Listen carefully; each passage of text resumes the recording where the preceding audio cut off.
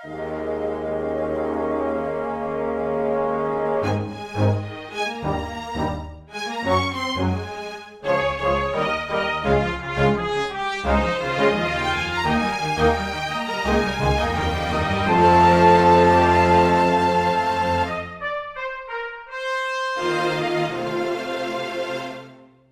everyone, and welcome to Weekly Manga Recap.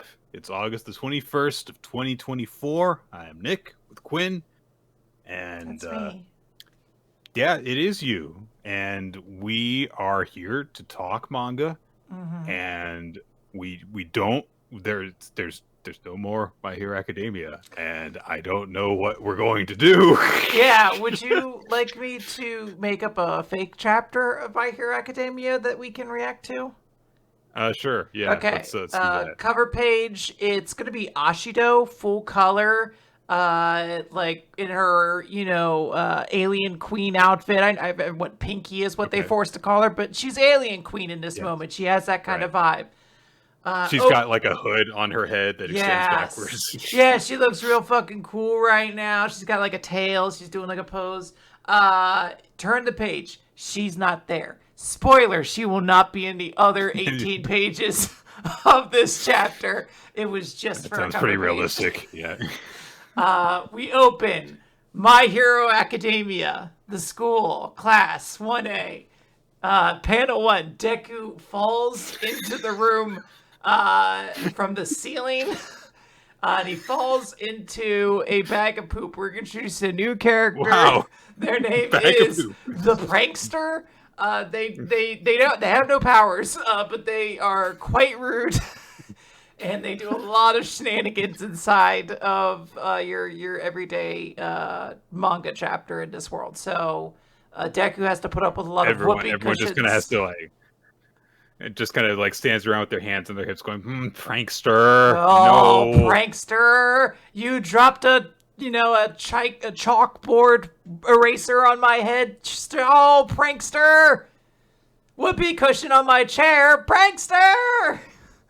And they're like, why do we have this person in our class? And then it turns out that they like captured 300 villains every single day with their pranking shit. Yeah, they're like, I killed Gigantomachia. And you're like, oh... It's making sense why you're here then. I'm more curious about you as a character now, because I'm really curious how you did that with like whoopee cushions and fart pies. It's just like giant mountain man rampaging, and then there's a tiny little banana peel. Done and done. Yeah, so then we do all your favorite things. We establish a couple cool Jiro moments. Jiro's playing guitar. She talks about a lot of her personal interests. I don't know how realistic this is anymore. Well, don't worry, Nick, because I know how to pull your realism back. It's going really well, and then the end of it teases her getting with Kaminari, and you're just like, what? Why, though? Why? So you know that this lukewarm ship you're like, yeah, I guess we're back in reality once more. That might be the most cutting thing I've ever heard about that shit before. I mean, it really makes your heart go a doki doki to imagine it, doesn't it? I mean, yeah, so eventually it ends with a tease that Bakugo is going to do something real fucking cool next chapter. Maybe he, like, explodes a person or something like that, and he's like, I'm coming for you next, Prankster. He points at the camera for the Intercontinental Championship and Wrestlethon. And then next chapter is, of course, then the Wrestlethon chapter. We've been waiting for it, especially after last year's Wrestlethon. A lot of things happened there. Right. Yeah, a lot of intrigue, a lot of dirt sheets about what the true identity of the prankster is. Yeah, how the prankster got into a fight backstage, and now nobody in AEW knows what to do with him. So, Nick, I hope you enjoyed my chapter of My Hero Academia. Unfortunately, we do have to move on. We'll see if there's one next week. We gotta talk about Undead Unluck now. This is number 218, Dead Start. So we open the chapter with the round table of the master rules, And we can see that they're just reacting to what we just saw, and they're like, all right, what's the move now, Soul? Untouchable joined the team. Like, what are we going to do? And Soul's just like, you wanted to kill Unchanged, didn't you, Change? And Change is like, yeah, obviously, but I can't do that that's because like my I'm whole undead. thing. Like, we're all stuck here right now. And Soul just says some casual line like, then I'll set her aside for you. Oh, and War, you wanted to do unfair, right? Then I'll set him aside for you too. And War is like, mighty appreciated. As Change is just like, what the fuck are you talking about? And it's not just that Change doesn't know what he's talking about, but apparently everyone else is just like, yeah, okay, yeah. Obviously, this is what we're gonna do. Obviously.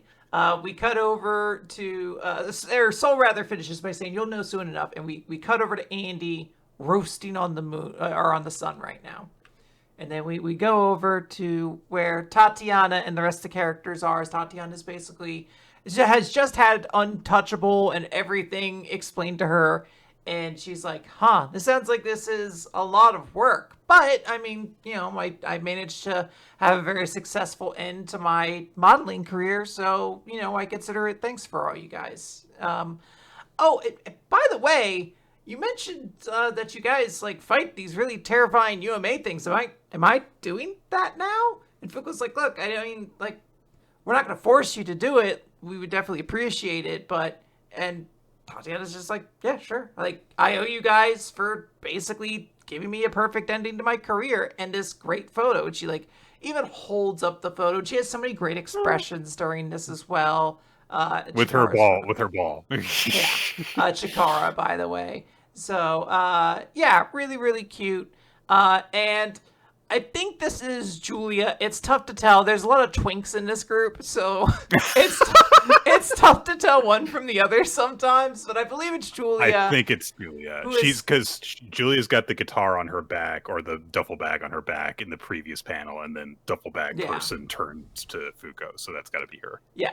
So Julia's like, that means we did it, right? Untouchable was the last member. Union's complete, and Fuko's like, no, there's actually one member left, but our eyes open and we get you turn the page and there's a full page spread of all of the members of Union getting attacked, and a couple of them, Gina and Billy are using Unchanged to block it. It's a great detail that Gina does block it with Unchanged. Billy tries to, and it breaks through it.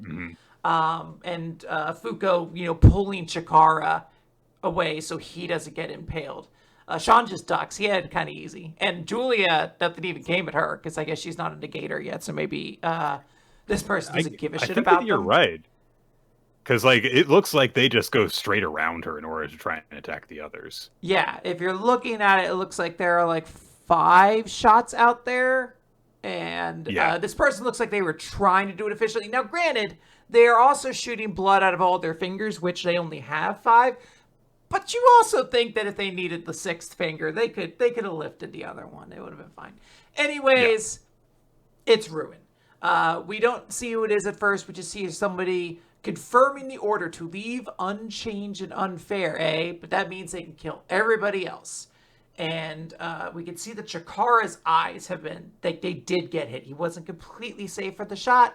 So Chikara can't use Unmove. And we just see 2 panels of Fuko's eyes as they're very dilated, and then she looks, to see who this person is, and clearly it's on Ruin.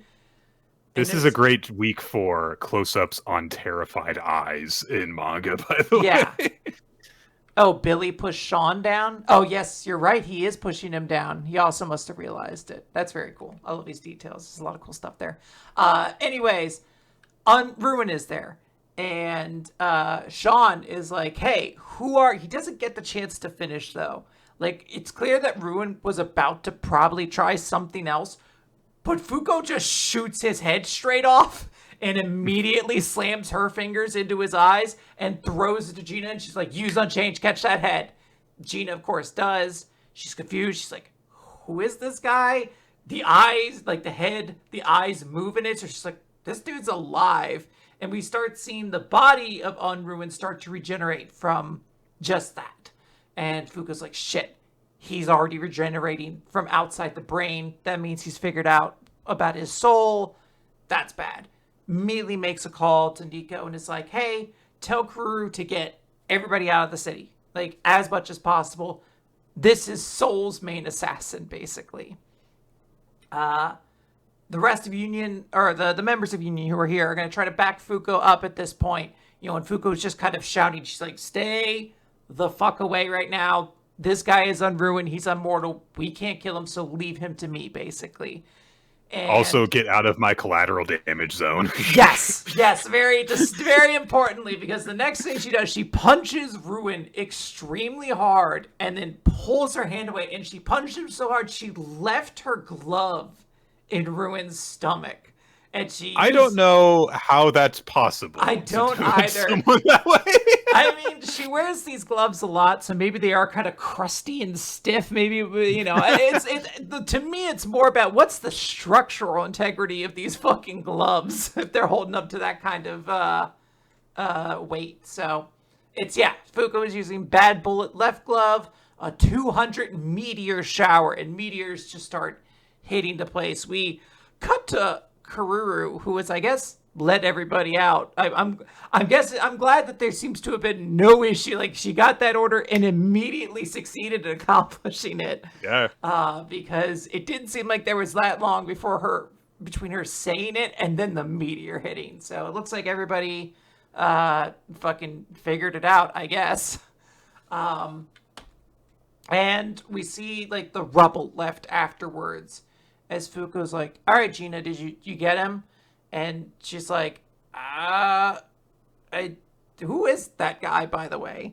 So Fuko has to be like, all right, it's a long story, but the succinct way to put it, basically, because I'm probably about to get attacked. She doesn't say this, but she keeps it short, knowing shit's probably going to pop off again real soon. She's like, of all the negators, there's only one who ever chose to side with God. And that's who this guy is. He is. I know I've had enemies and I've made friends of them, but those people all either chose to be neutral or chose to fight against God in a different way than we did. This is the only person who just outright sided elsewhere.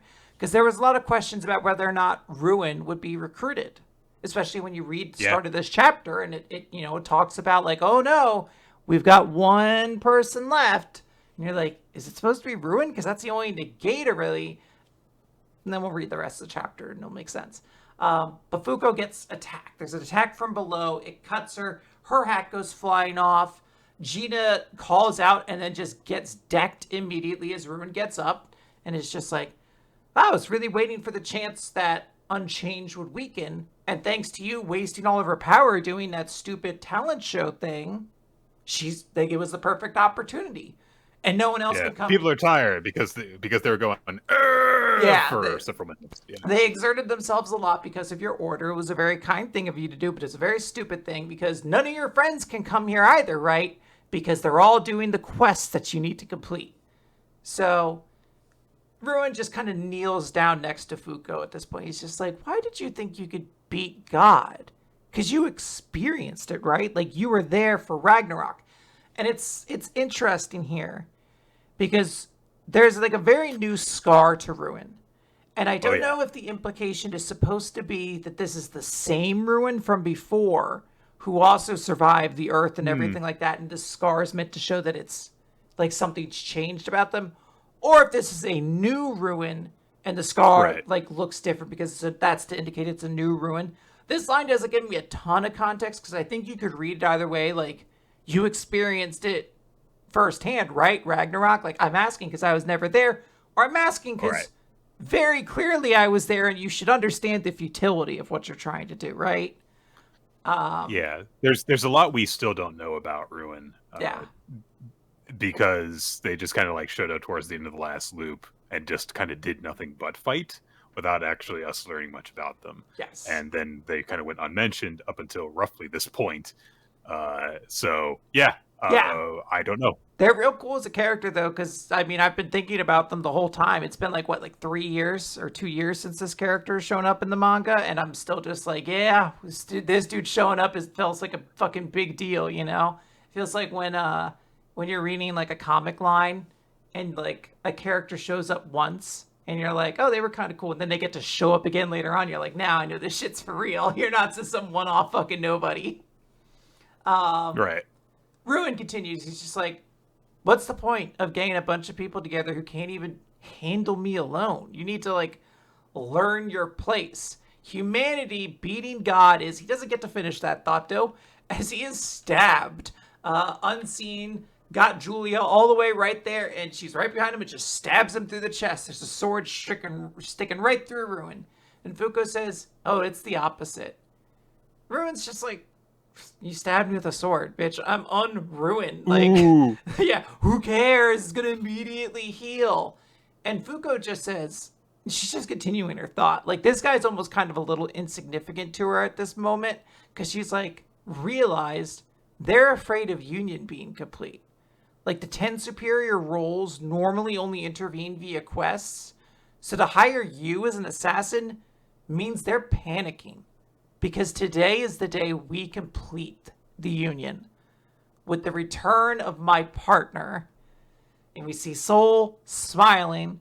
We see the sun. We see the sunspot. We see an explosion at the sunspot.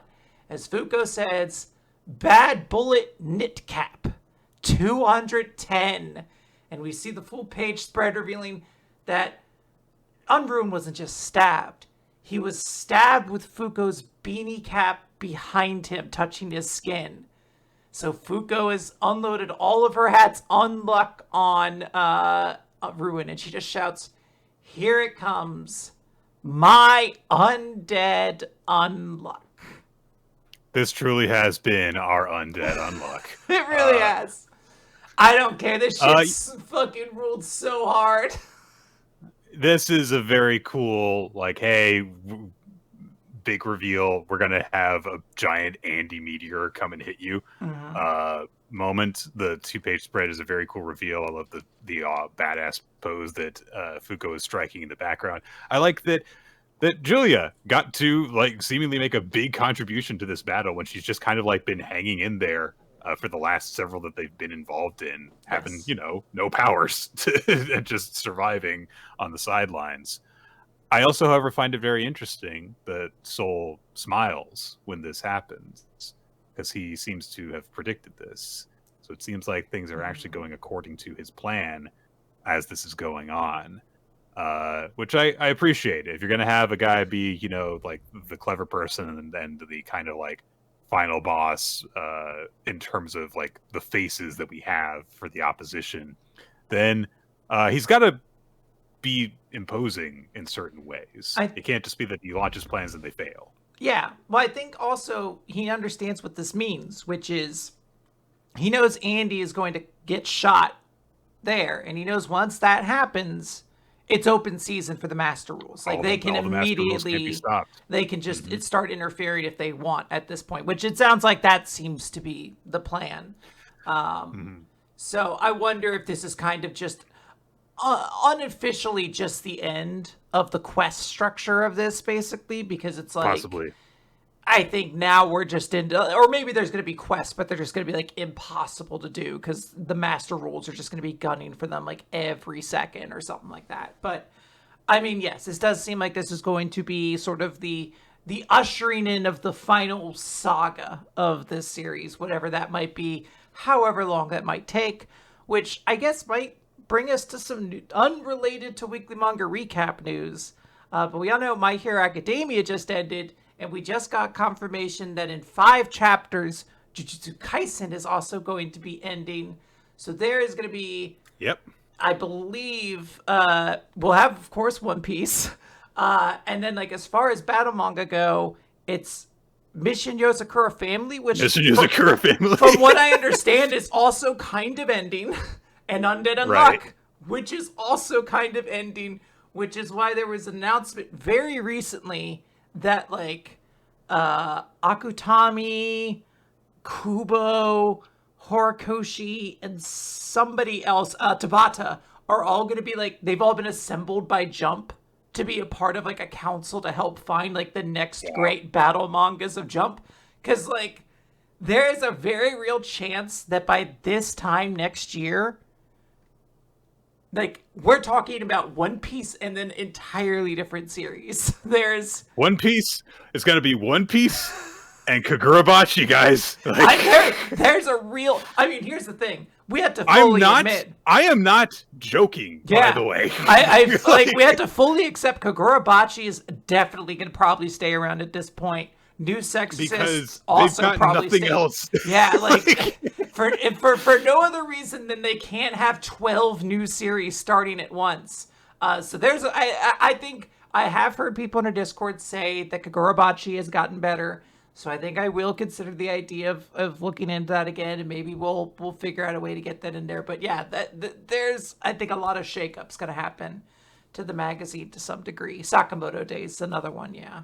Yes, I think that it may be possible that I might just have to bite the bullet and try and read Kagurabachi again. Like it's, I will give Kagurabachi a read first, and I'll let you know if it's better. Essentially, like if it's worth it. Essentially, because it's only like 40 chapters, I think, and we read through like 13 or something like that. So yeah, it's not a it won't be that gap.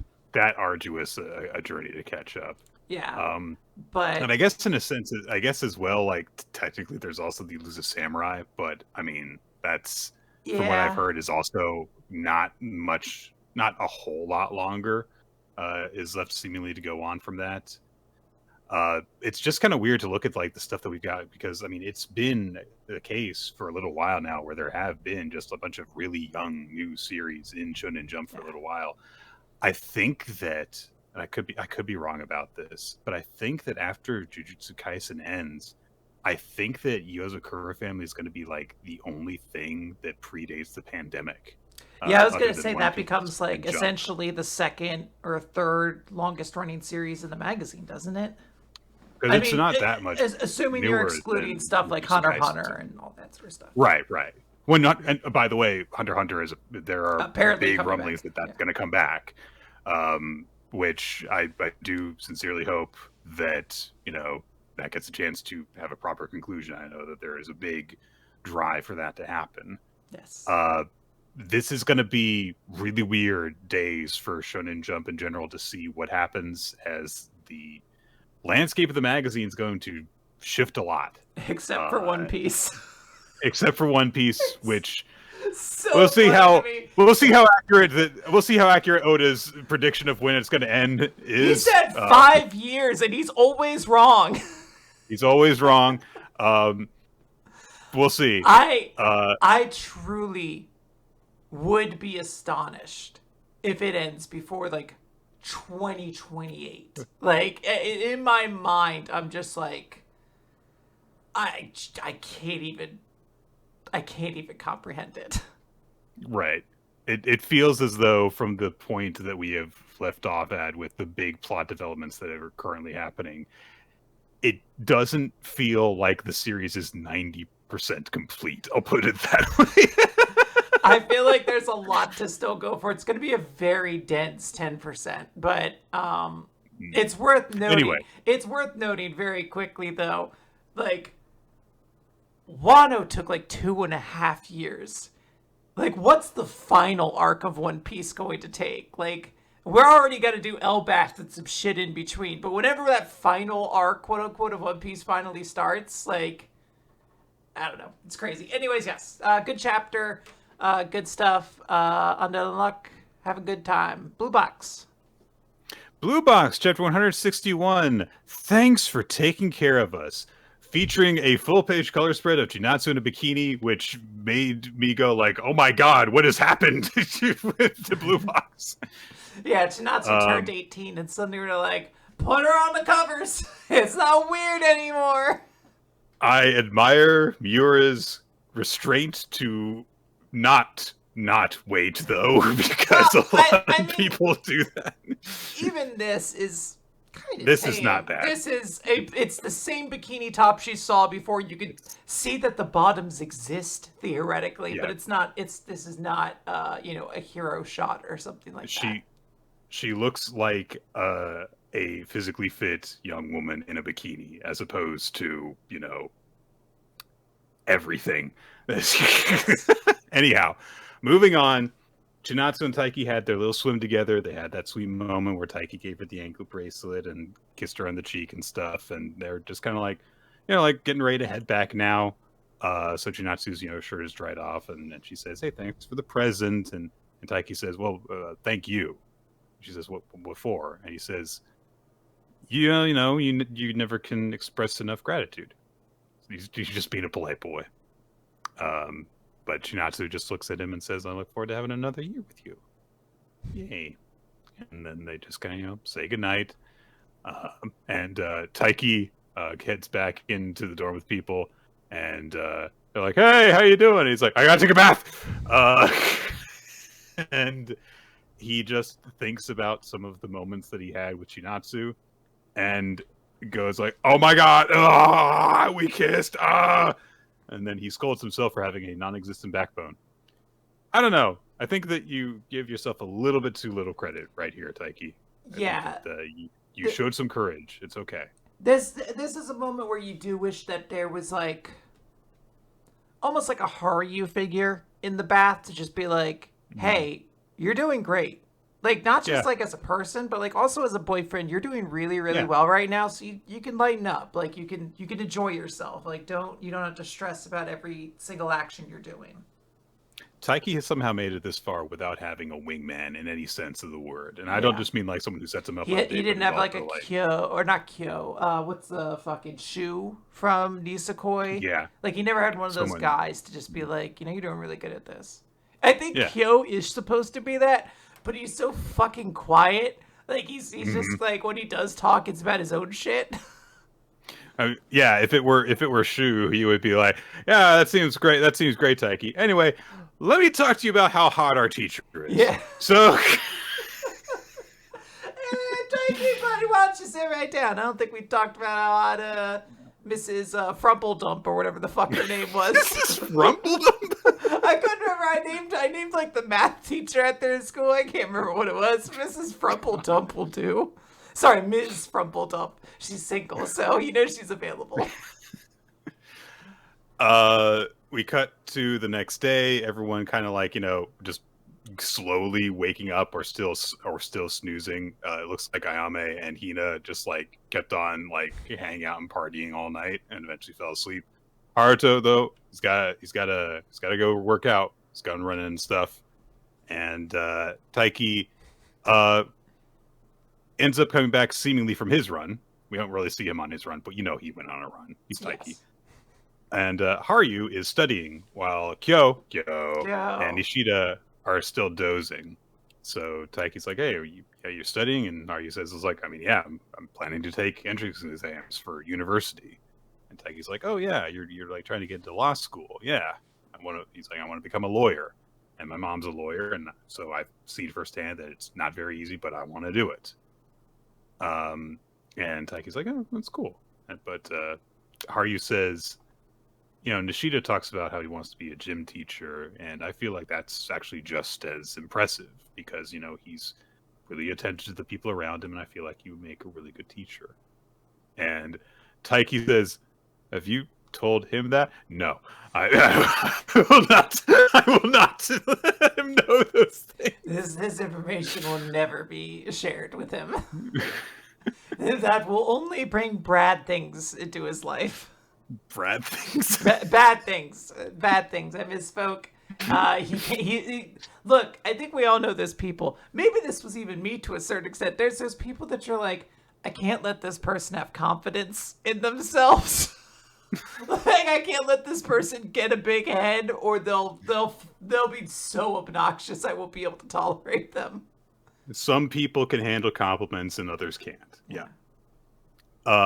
So Taiki, expresses to Haru we were kind of bemoaning that you guys aren't going to be around anymore, but I think you guys are great because you're actually like figuring out your futures really seriously. You're going for what you want to do, and I think that actually makes you really impressive upperclassmen. But Haruyu also says, "We're gonna miss you guys too." But time slips away on its own. Like a much older man imparting wisdom to the young buck. You're a year older than him. Calm down, Haruyu. I was going to say, there's a lot of meditative seniority here for somebody who is potentially less than 12 months older than you. Yeah. And yeah, so he encourages Taiki. He says, hey, just keep the good work so that you stay true to yourself and you can keep moving towards your own goals. And he says, I'm glad that you and I were on the team together because that straightforward attitude of yours, that pulled me along. Thank you. He's like, oh, that's nice. You're just like, it's really good to him. But Yeah. and he also says, like, hey, have some fun because it's going to be your time now, from now on. Degeneration X, Nick. It's your What time.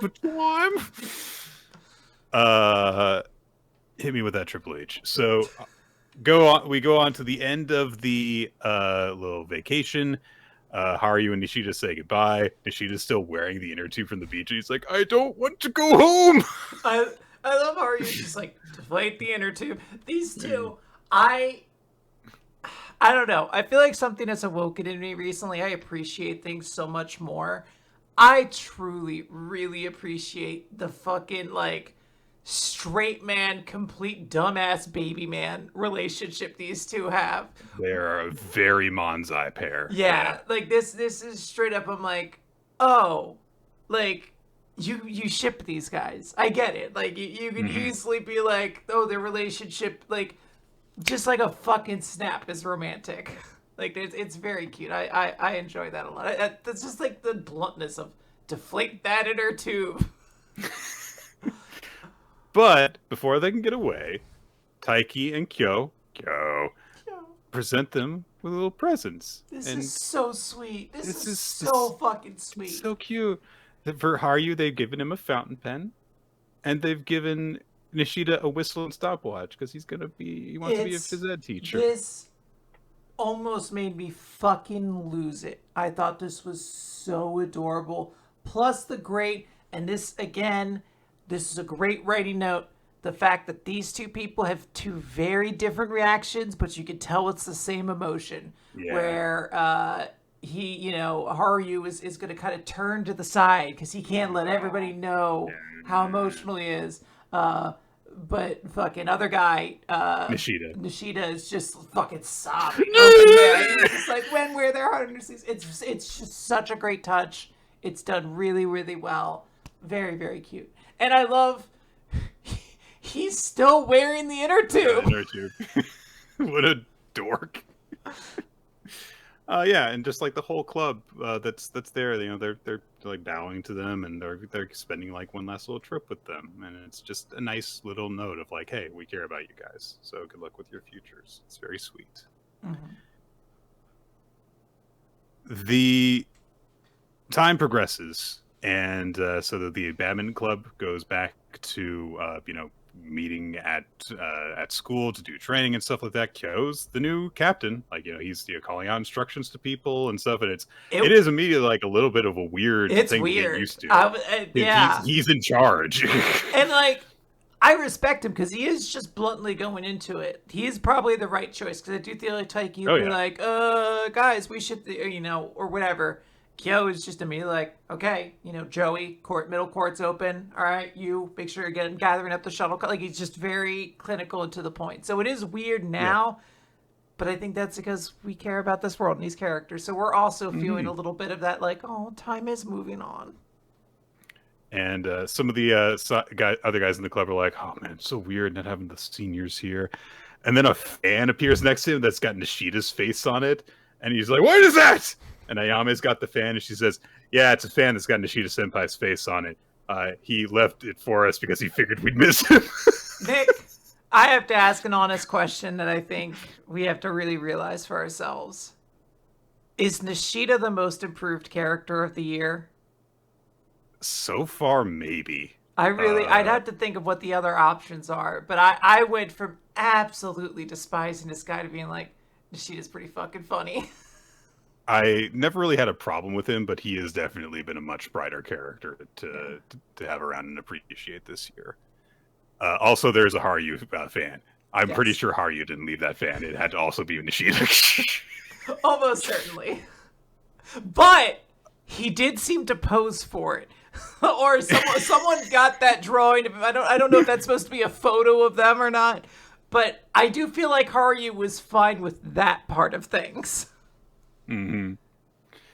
Uh, they go back into like the classroom halls and stuff like that afterwards. Taiki spots Junatsu with some of her friends and stuff, and he just thinks, well, it's always like this whenever I see Junatsu senpai. It's like because she's popular, I guess. And then a whole bunch of people from their year just storm out towards them. Are like, are you going out with Junatsu senpai? What are you doing? We thought you were a dateless loser like us. How dare you betray us? Yeah. So, yeah, the rumors have spread about everyone. They're all just like arguing with him. He's like, how dare you? How dare you? And especially, and then they look at Kyo and they say, you better not. You better not. You better not have Riz, Kyo. You better not, okay? Don't go out with anyone. Because we heard that there was this girl that from another school that you were getting really too close with. And so Kyo starts to say, it's like, oh, yeah, that's Saki. And it's like, you know her? You're on a first name basis with her? What the hell? Which is very big in Japan, of course. Mm-hmm. And then he says, like, well, we've been neighbors since we were little. Are you going out with her? No. We should try asking her out. It was really weird, like, note to, like, switch on from, like, you better not be going out with her. Ask her out, Kyo. What are you doing? Come on. Yeah, there's, like, a nervousness. I don't know. I didn't really have interactions with teenage boys in this way when I was that age. So this isn't, like, a familiar thing for me to even comment on. Like, there wasn't a lot of petty jealousy over having girlfriends or anything like that. Mm-hmm. So this is a bit strange to me. In this moment, Kyo thinks about a couple of things. He thinks about the guy that Saki was going out with and her being with him, and then he thinks about Ayame a couple of times. And then he just says, I'm not interested in having a girlfriend. Because he had also seen Ayame, talking to other guys. And, of course, her being very popular with guys. So they're like, oh, okay, yeah, that makes sense for you, Kyo. Ayame heard that. And Ayame will remember that. Oh, no. So she goes literally, It's so, yeah.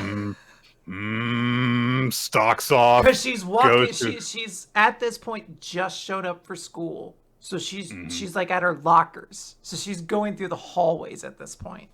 Yeah, got it. Gets all the way into class, throws her backpack on her desk, and goes, "How dare he!" She's got like Medusa sticks surrounding her. I love that she just spins that walk from the lockers to her room, just like building up like a fucking motor or something, like revving up, like slam! How dare he lead me on? I love it. It's very funny. And she just thinks to herself, like, I guess that it was just all in my head. I was the only one who thought it. I guess this is what the ugly side of romance feels like. And she just kind of puts her head in her chin and she's like, no, girl, it's not. Oh. And then she thinks to herself, easier is better. Oh. Uh-oh. She doesn't know. She doesn't know and he doesn't know that she doesn't know. So today progresses. There is a poster for the Ame Festival, and as they're going around, a guy runs into Ayame. It's, I believe, the same guy who tried to confess to her previously. In fact, when they were at the summer festival before, and he drops his pencil case and stuff. And Ayame is like, "Hey, come on, what's up? What's wrong with you?" And he's like, "Oh, sorry, I guess I'm a little nervous because I'm thinking of asking you out." The sad part is she asks, like, "Oh, what are you nervous about?" And she takes one look at his face, and she knows. Yeah. And it's sad because we know Ayame has zero interest in this guy. Like, nothing against him. It's not who she's pining for or anything like that. But we also know before she met Taiki and everybody, really, she was like a serial dater. Like, she just dated guys. And I can't remember the exact implication if she would, like, dump them when she'd get bored or if they would dump her when she was very clearly just not interested in anything. Yeah. So it's very sad because I feel like the character of Ayame has made such great progress since she started to interact with the cast. Like, she seems like she's really kind of flourished as a person. And it's very sad to see, she falls back into this. Is she going to, like, slide back in her other parts of life as well? So remember when it sort of seemed like Ayame was going to be romantically interested in Taiki? Yeah, that was, and then they just didn't do that at all, and it was really way better for it. Yeah, it was a great choice. This is great storytelling. I hate that this is happening. It's a little clumsy to get there. There are a lot of situations where characters just have to, like, loudly say something to be misinterpreted, basically, or, like, pronouncedly do something to be misinterpreted, but, like, that's fine, because the ultimate thing I'm here for are the characters and their emotions. So it is a little strange that, like, two guys are like, Kyo, do you ever think you'll date anybody? And, like, Kyo doesn't voice in his head, like, well, I guess there's two people I'm interested in, but, one of them is dating somebody else, so I guess I'm not interested in dating. It's like, okay, I get it, but it's fine, because now I get to feel very strong emotions for Ayame, and this chapter at the very cute moments with Haruyu at the start. This is just a great chapter. Like, really, really good. Mm-hmm. Absolutely. There's just, it's juicy. It's nice. Juicy, yeah. All right. Some not juicy, though. Real unjuicy chapter of Boruto. Quinn, I've been feeling so blue with No My Hero Academia to talk about How Blue Am I to Blue? Vortex. Chapter 13, Prescience. Can I recap this one? Because we have so many series to talk about that I feel like I can help us here a little bit with this one. So I don't know any of these fucking dudes' names. I know they say them later in this chapter, but fucking Douche Cut is like, I'm gonna kill Boruto. And then fucking Bug Dude is just like, fucking pops his head out of his chest. It's actually the only thing I kind of like in this moment is just like the zaniness of like that he uses the claw mark teleportation thing to just have a conversation with him. Yeah. So he's just like, hey, Douche Cut, we have to get back, basically. Someone's gonna get, something's happening, basically. So we got to get back to the base. And I know that you can use your jutsu like a sniper rifle, but basically instantaneously, but we have to go now. Douche Cut's just like, perhaps you're lucky, Boruto. Maybe someone has divined for you to stay alive. Very silly line that only needs the context of the rest of the chapter to explain why it's not actually that interesting of a concept, because Boruto does survive. This is fucking obnoxious. We go to a flashback, but there's no black borders to let us know that we are in a flashback. So for a moment, I really sat there. I was like, wait, who the fuck is this Naruto clone? Like, what's going on? And you find out, like, oh, this is Boruto. And this is essentially in the time frame between Sasuke getting turned into the tree and now. And the clue to that is Boruto hasn't cut his hair yet. So he doesn't have his undercut. Yeah. He's trying to dodge a bunch of, Konoha people when he gets a frog that comes to him and is like, hey, fucking follow me, my guy. Like, I'm going to help you out. And when he gets there, it's Kashin Koji, as we talked about. There is such an enormously long explanation to explain. It takes so long. Essentially, they're like, look, there were those godlike beings that had crazy, crazy powerful abilities. Some of their DNA was implanted into some of us who are like artificial creations. It's why Code can do some of the shit he does. It's why Damon can bounce people away. It's why all those things. But there were three of us, Delta, Boro, and myself. We didn't seem to have anything. But when I almost died to that one dude a while back, I activated the ability to see future timelines. And I saw in those future timelines what essentially happens if things go poorly. It ends with us, like the world getting eaten by the tree, basically. So I need to do things to prevent that from happening. And right now I need to get involved, because if you get caught now, then Kawaki gets his shit pushed in by Code, and we get the bad ending, basically. That's all this guy has to say. That's all this power does, is he can see potential futures. And it's like fucking 30 pages. It's mind-blowing. It's half the chapter that he explains this. There are basically like only a few gems of actually valuable information. One of which is that he's like, yeah, this is my ability. It's called Prescience. I can literally use this ability to tell you what techniques you'll learn in the future, so you can start learning them now. That's somewhat interesting. Which is like, that's interesting, like sequence breaking stuff. Okay. And also it establishes that he doesn't know who Boruto is. He was affected by omnipotence, but he also knows he was affected by omnipotence because of prescience. Yes. Which essentially is like, because he has... That's like another aspect of why it takes him like 20 minutes to do this explanation. It's again like fucking paragraph explanation. It's like he saw something happening and figured it out with his ability that something happened in his brain. But it's...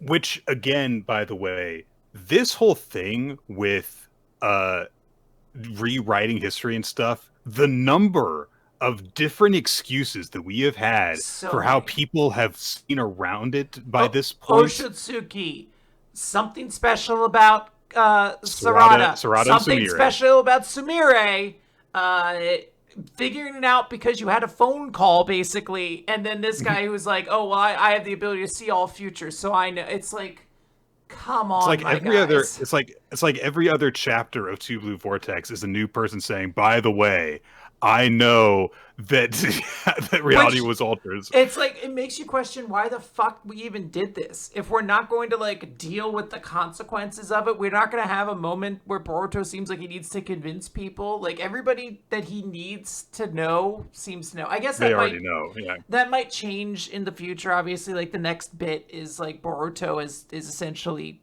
unconscious and he gets arrested. I guess we should wrap up this quick flashback where he's just like, look, there are these tree people, Boruto, who are going to be coming. And this guy, Jiro, is going to kill you. And Boruto just being like, well... That's not going to happen. Yeah, he basically is just like, it's not going to happen.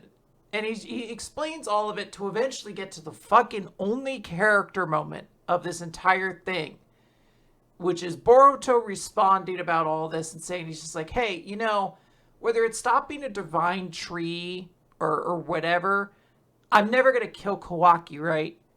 Because he's my idiot bro, and I'm going to restore the Uzumaki household. It's him saying, look, even though Kawaki really fucked me, he's my bro, and I'm always going to be there for him. This is page 28 of a 44-page manga. It's so long. It's so dense. And like, it essentially just ends the flashback there because Boruto puts on his fucking headband, and I guess he cuts his hair afterwards. Who knows? He puts the headband on, and then he cuts his hair. He's got to like cut around it. Yeah. In the present, Boruto is like really hurt, and like we cut over to Sarada, who's also hurt, and I note like, I think the nerves in your arm are damaged. You might never use your arm again. And like for a second, I was like, consequences. And then you turn the page, and Himawari wakes up and is like, Kurama gave me healing jutsu, and she just heals up Sarada's arm.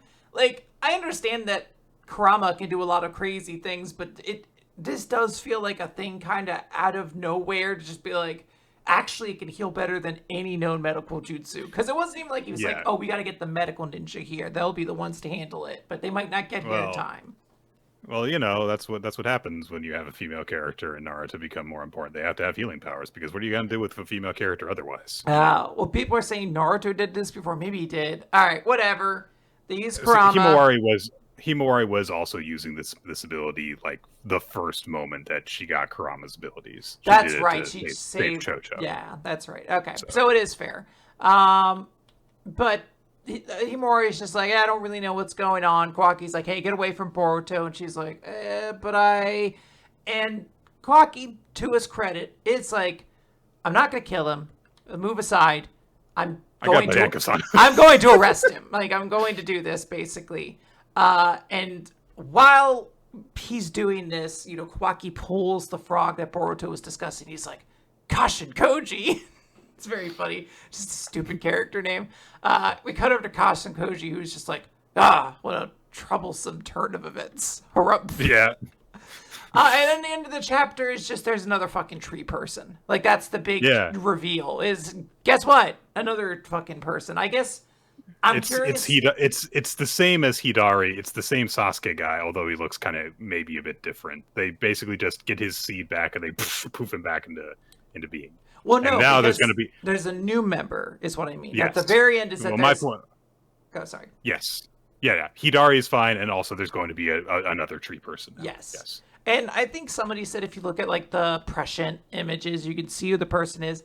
I guess the only thing that's going to be intriguing, none of these designs are interesting or anything like that. So I'm curious, I guess, who this person in the tree is based out of or whatever it is. Mm-hmm. Yeah, they're the person that has the zoom in on them on page 18, presumably. Yeah. Bad chapter though. There's so much time devoted to just explaining simple concepts. A very strangely timed flashback to have as well. Yes. I don't think that it was the opportune moment to do it here, even if it was a more interesting flashback.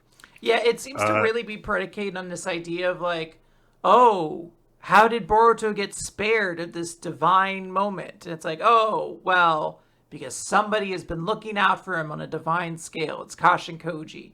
And you're like, not for nothing, but like, either he would just be able to snipe him again or he wouldn't. I don't know if like either it was a sneak attack and you can't get him twice, or you could just do it and he's dead. Like, I don't know what your power limit is, but it doesn't seem that interesting of a dilemma that you're like, I have to get going.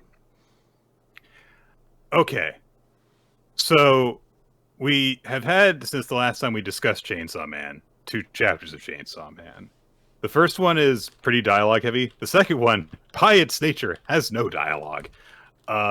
So I guess we'll kind of go through both of these just in like conceptually. Chapter 174, aging! I don't know if I'm pronouncing that right. There's a bunch of people who are like, the prime minister and various cabinet members of Japan, of the Japanese diet, sorry, who are like, basically like they've done this experiment now where they had the Chainsaw Man eat the ear devil and then cough it up. And thus they have documented the disappearance of ears from the world. And they're like, oh yeah, and all these transcripts we have, we didn't know what the hell an ear even was. So someone's like, all right, yeah, so we've got all this substantating us. So what do we want to do with this power? And they turn to the representative of the Public Safety Devil Extermination Division, Fumiko, who is there to represent them. And like, oh, okay, a character we know. Thank you. Yeah. I appreciate this. And she says, if we exploit Chainsaw Man's power, we can remove the very concept of harmful substances from reality and make civilization more perfect and evolve as a result of it. So, for example, there is a devil with the name of a primal fear, and we have communicated effectively with it. The aging devil, which is the one that was punching Chainsaw Man before. And she says, depending on the terms of the contract, it is willing to be eaten and erased because it doesn't care about its own life. And so they're like, okay, but if we do that, what'll happen? And Fumiko straight up says, we're not going to know until it's been erased. Which, like, she's like, will no one ever, die of old age? Who knows? Like, there were, all sorts of observations that indicated that hearing didn't cause, like, cell phones or radios or whatever to disappear. Ear picks were, like, sold as an arts and crafts product. So, I don't know. Like, maybe there would be a way for, like, the other effects of aging to stick around. But we're keeping Chainsaw Man's chaos controlled to be able to prove that there is potential here. So one of the ministers says, what are the terms of the aging devil wants in order for us to have it be eaten? And Fumiko says, it won't resist Chainsaw Man eating it if we kill 10,000 children with Japanese citizenship between infancy and 9 years old in front of mirrors. Jesus. Just straight up. And a bunch of the cabinet members are like, and she goes on, explains some more terms, and she says, look, there's this time is of the essence here. And one old ass man says, fine. Yeah. He says, my grandson's in the private sector, gathering orphan children, get them. This is such a great moment of writing, because you're like, yeah, of course the oldest guy in the room's like, whatever we gotta do to kill the aging devil, do it immediately. And then he starts with, my grandson. And it's not like an idea exactly. So there's like almost a moment of hope at the start where you're like, he's like, well, this is a noble sacrifice. I will, of course, offer, a member of my family for it. Like, Nope. Immediately like, don't worry, we can find ways to make it happen. He's like, give a bunch of international adoption agents, like, Japanese citizenship, and we'll kill them in front of me. Yeah, that still counts. We'll just, very easily do a quick little loop-de-loop, and we'll kill the devil, or get the devil that way. And there's a very weird moment where one of the other ministers, a much younger man, even compared to a bunch of the cabinet members there, not just the old man in the wheelchair, he's like, I can't do that. And the old man says, you have 4 children, is that right? You have children? 4 of them? Isn't that right? And he's like, I can do it! Very, very, like, fucking do it or we'll use your children moment. Very much. So the man says to Fumiko, is like, yeah, make the call. We'll do it. And Fumiko gets on her phone. And nothing happens. And then it pans down and she doesn't have a mouth. And none of the other ministers have mouths. Nobody else has a mouth. And elephants don't have mouths. Chainsaw Man doesn't have a mouth, by the way. So at least he can't eat anyone else. Well, it's very bad. Because that also means, how do we get him to throw up what he's eaten? And we get indication that not only have mouths been erased, but also octopus, snow, and bitterness. So yeah, Yoshida's octopus devil, it's not going to help out much anymore. Well, it also might just mean Yoshida's gone as well. That probably doesn't bode we don't see another corpse. It doesn't bode well for Yoshida that octopi don't exist anymore. Good. That brings us to the next chapter, 175, Both Hands.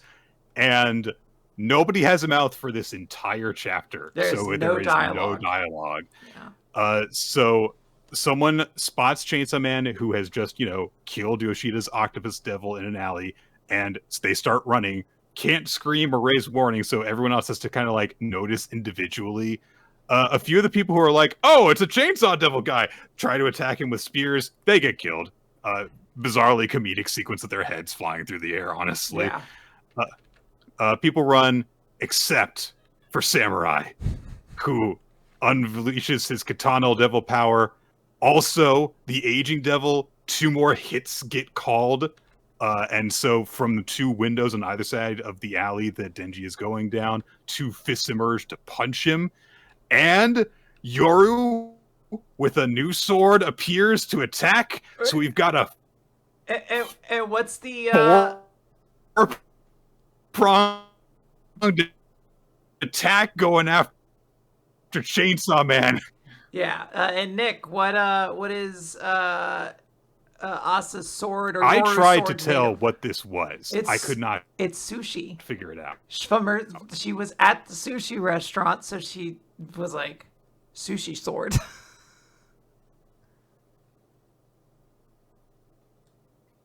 Oh, it looks like we lost I could Nick not tell. It is sushi. It's just a sushi. Yeah, it looks like here. I'm going to take over the chapter here for a sec while we wait for the internet connection to sync back up. But yeah, it is a sushi sword. All of these attacks are going. So 4-pronged attack, all at once. I think we're back. I think we're back on sync now. It's a bit of a struggle today. Maybe not. Am I still okay? Maybe not. Hello. I can hear you. We're definitely. Yep. Okay, it There we go. We're disconnected and back. reconnected. We're back now. Okay, Discord's I think having a this. real rough one today. I think this is Discord's fault, honestly. Anyway, four-pronged attack, fists, Yoru, samurai.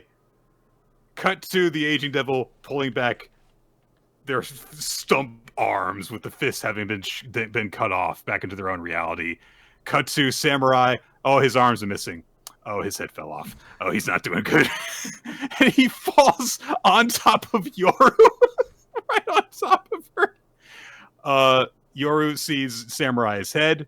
She kicks away the katana devil's form, stands up, and her other arm's been taken off now. She's got no arms. She's doing really bad, bleeding, and Chainsaw Man just kind of like stands in front of her, and Yoru buckles to one knee and realizes, seeming that she's been defeated, and then she looks up and just looks at Chainsaw Man, and her eyes are doing something. The implication just seems to be that she realizes, well, fuck, I fucking lost, and that's just kind of it. Yeah, I mean, this is a very interesting chapter in that there's no dialogue, so everything is communicated exclusively just through the action, which is very intriguing. And this is a great cliffhanger because, yeah, I mean, there's again no dialogue, so you have to read her eyes and determine what she's feeling in this moment. And I think, yeah, the idea that she's like, "Oh, I'm just dead," is a very realistic possibility there. There is blood, it looks like, coming out of her scars, so I don't know if that means anything, but who knows? Yeah, It's a very intriguing cliffhanger. But I will say these were not my two favorite chapters of Chainsaw Man. Like, I'm very intrigued to see where this goes, and it's like, realistically, scummy government, of course they would be like, yeah, right. Get those two, like, let's just immediately loophole this shit, let's get those 200 kids, let's do it. It's very gross, but, like, I don't know, yeah, it's a brutal chapter. I agree with you. I think that there's it's appropriate to have that last week's chapter. I thought that this week's chapter was much more interesting because it was entirely done without dialogue, and it was just interesting to see the sequence play out purely visually. But I am very curious what's going to happen to Yoru, and by virtue of them sharing one body, Asa. So there is a thought from Ninja that I just want to read because this is just what popped up in our Discord as I was like clicking through things. I just had a thought. Last time Chainsaw Man went berserk, he acted on Denji's desires. And considering what Denji and Yoru last did together, along with where Yoru's Ein line would be from a kneeling position. Oh dear. It might be nothing. Dear. Probably nothing.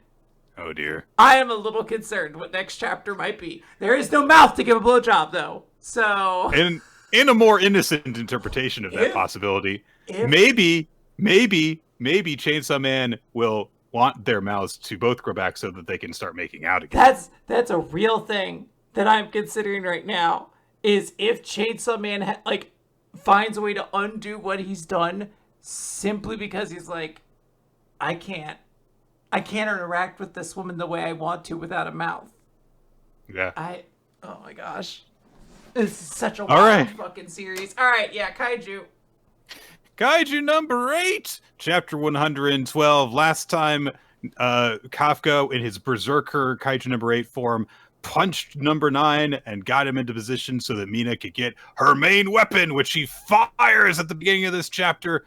And number 9 summons a shield that stops the blast, but it breaks all the way through it and exposes his core. And that was the goal. Kafka is now in position to land the final blow with the core exposed so he could just strike through it. But number 9 has seen through this and has another shield summoned directly around the core because he has the power of Kaiju number 2 absorbed within him as well, and it can just do that. He has the ability to just have 2 separate barriers.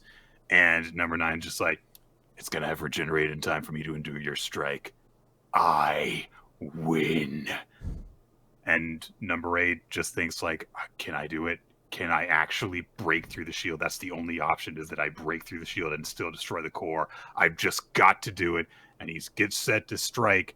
And then all of a sudden, something pulsates within number 9, and number 2's head vanishes from his shoulder.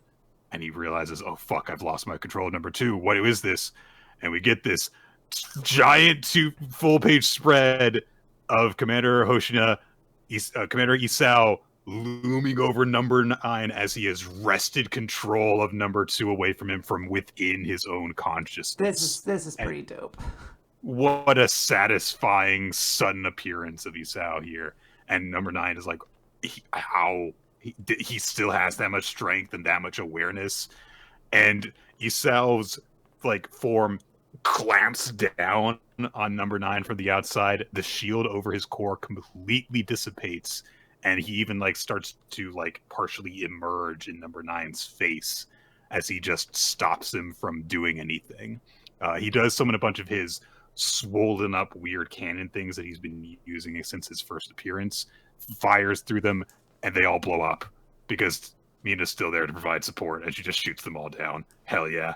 Very cool. No, Kafka in number 8's body comes in, gets set to launch the Gazelle Punch from Hajime no Ippo, and he declares variant number 6 while crackling with energy, getting set. And number 9 says, just how many of my expectations are humans going to surpass? And he says it with this like crazy grin on his face. Yeah, he knows what's up now. Yeah, just before Kafka strikes with the modified Thunder Emperor attack, his big 2-fisted punch directly to the core, and he strikes, and after a second, the core starts to cave inward, and then a massive shockwave appears on the other side of number 9, as seemingly his core is destroyed. This appears to be the final blow of the battle. And if it is, it's a nice, satisfying conclusion. Very, very fast-paced. I went through that chapter in like 2 or 3 minutes, but it was really, really fun to read it through it, let me tell you, and see everything finally come to a head. Yeah, I think this was a really, really effective chapter. This was like a great conclusion to this fight. We got the great moment with the Sao. Like that alone, like that visual is so great of him with his hands outstretched in like this moment of control. And then just the crunch, like the squeezing as he, kind of lays that final like, you're in, Kafka. And then Kafka's 2-page spread where he deals the punch is also really, really effective. I love that there's like this one panel of like his fist touching it, and then the next panel was like it's concave already. Like this is how incredibly powerful this punch is. And like, yeah, the big final 2-page spread of just how much force went into that attack. It's very, very cool. I don't think, this is a similar kind of moment, I think, to a lot of people who don't like this series, was just like, this is cool, but I didn't really feel anything. I do think there are some really interesting little nuggets. I do like that there's almost, I think it's Foxcloak in our chat said, the final line from number 9 almost feels like they have a little bit of reference to it. Like, they're almost, like, happy. We know that this character, like, number 9, had, like, weird and complicated thoughts about humanity, wanted to know more about them. And there is almost, like, not pride, but there is this feeling of just, like, you keep on surpassing me, and boom, gonna get erased from existence. It's very, very cool. So I do think there is something there. Number 9, I think, is effective as a villain. It's wild for me to think where we go from here, because, like, I know we're gonna have to, but in my mind, I was like, great story, guys. Let's head home. Number 9 has been the antagonist of the series essentially since the outset. Like, ever since there was, like, an actual antagonistic force, it has been number 9. Yes. At the very least, manipulating stuff behind the scenes whenever it was another kaiju in its place. I mean, when did number 9 first show up? Like, really early. I was gonna say, like, really, really early. Wasn't that like maybe like chapter 40 or something like that? The first time we saw number 9 was during the final test that Kafka and Kikoru and Reno all took. Okay, because I was gonna say, I feel like we discussed the first chapter that number 9 showed up in, because we like I remember like the character got titled the Toilet Kaiju because that's how it was introduced to us. We talked about Kaiju number 8 from relatively early on. Like I know it was already running a little bit by the time we took it on as a recommendation, but like yeah, this seems like a long time ago. Chapter 6, Jesus Christ. That seems insane to me. I didn't realize it's oh my god. Crazy. Yeah. So, and it really does seem as though it's like, no, guys, this was just like the first leg. Because there have been so many implications that there's going to be more from here. Like, I will be shocked if it's like, okay, series done, guys. Let's do the aftermath. Yeah, we have been, there was an allusion to the idea that there's something more going on. There were like other kaijus inside of Kaiju number 9, so it seems like there's maybe something deeper and darker than even 9 sitting out there. And we also have this intrigue about what number 8 exactly is, like why it's betraying its own kind, all that sort of stuff. Right. So there's definitely things still left to handle, but there is something very complete about this moment for the series. Absolutely. Spy Family, Mission 103. Anya's bored. She's not bored. She's just lazy. She just doesn't want to do anything, just lying around. Even when Yor like asks for a little bit of help, and she's like, "Nah, too much work to actually get up. Walking is too much work." She's just rolling along the ground. Lloyd gets home from work and he just like watches his daughter lying there. It's very funny the way it happens, where she's like, "Walking's too much. I'll just roll." Rolls. Lloyd opens the door and then watches her like kind of stop in front of him, and it's just like, "Yep, do your homework." What the fuck are you doing? Like, do your homework. I don't know if you ever had those moments, Nick, as a child, where you just like, you do something and immediately your parents like catch you, look at you, and just like, "Did you have fucking homework to be doing?" Like, why are you doing this fucking nonsense? Don't you have actual stuff you should be concerned with? My parents were a little bit too hard on me to do homework for them to have that kind of moments. They would be like, "You need to stop doing that and do your homework." That kind of thing, as opposed to, "Don't you have homework to do?" Does it make more sense about who I am if you find out I didn't get disciplined until it was extreme? And like for the most part, my parents were kind of laissez-faire with a lot of things, and then they were like, "Actually, hold on, we need you to do this fucking homework." No comment. So Anya's forced to do her homework. They've got the news on while she's doing it, and she sees this human interest story, basically like, "Oh yes, there's this Nordic seal named Belle that's been spotted here since last week at the river, and people keep on gathering at the river because they want to take a look at this Arctic seal that's stranded here." And Anya, of course, gets the stars around her, and before she can even get the first word out, she looks up at Lloyd, goes, "Pa," and then he's immediately, "No, we're not going. You gotta go. You gotta do your homework." So Anya employs Tactic 75B, which is rolling on the ground, throwing a tantrum in order to get her way. Hey, it works. It's got a fairly good success ratio. Just like Bondman would do, Nick. You gotta use every tool in the book. One of her arguments for why they should go and see her is she looks kind of like Bond, and Lloyd's like, "Why would that be a good reason to go see her? Just look at Bond instead." This is such a... I never really exactly placed into this moment. I was like, Lloyd is very Nick-coded. Because I feel like that's the same argument you would have, where you're just like, it already looks like, if it looks like the dog, it just look like the dog. Just look at the dog. We're not going to spend time and money going to this place if it just looks like a thing that's here. I must admit, I felt a very deep resonance with Lloyd when he said this line. He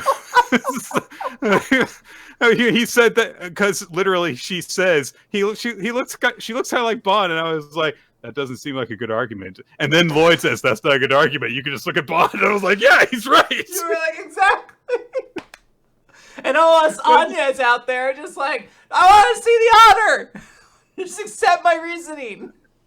I fully, however, will say that I had that and I was like, yes, but also Anya's a child, and so she doesn't think about things that way. Yes. I'm at a point in my life now where I can think those things as opposed to when I was just, 18 through 24 or whatever, and it was just like, no, you don't have to fucking do it because the dog's right here. Dog's right here. We're a waste of time. What are we doing? Anya keeps trying to come up with reasons for why they should do it. Lloyd's like, no, I'm changing the channel. Come on. Every news station is just talking about this one seal. And Yor says something that's very sweet, which is, that's just because of how peaceful the world is right now. I love it when the news is like this. And she's got this little content smile on her face. It's very adorable, too, because Lloyd's lead in is she's just like, why is a seal on every channel? Is there no real news to report? I just think it's very cute that he's like straight, like, oh, isn't there any? And then she comes in with like, oh, I actually think it's very sweet. It means like we're in peace. And he's like, yeah, sure. I guess that's right. Yeah, it's very adorable. And he doesn't say something like "you're so smart and pretty, Yor," but it's like you're thinking it. He is thinking it. You're thinking it. Yeah, and it's just a nice contrast of their two different mindsets on this. But he looks at Anya's like, yeah, I guess that's a good point. This is what I'm working for, and I don't have any other missions to work on today. So he agrees, like, yeah, okay, fine, we can do it. You have to do your animal research on it, but we can go and see. We can go into the river and find her. They run into Becky along the way, and Becky says, "This is so Becky." She says, "Oh, you're here to see Belle too? That's so basic of you." Like, you just said two, as in also I am doing here. And of course, Martha's like, "You're one to talk." Like, I do want to appreciate just how wonderful this series is. Is that after that latest flashback, I'm so excited that Martha's showing up now. Like, every time she shows up, there's just going to be a little bit of sweetness to it of just like, I know so much about you and I think you're wonderful and I'm so happy you're here. Lloyd and Yor say hi to Becky, and immediately she's like, oh, it's my Lloyd! And also my master, because she doesn't want to kill Yor anymore, which is a step forward. I forgot about that for a moment, and I was like, what hasn't really come up since what then. The fuck is that implication? I was like, she trained her to fight. Got it. And also she's like, okay, I also remember, no home wrecking. Okay, I'm going to be a classy lady like Martha and not steal him away. Now I've become even more grown up. You're like 7. You're so young.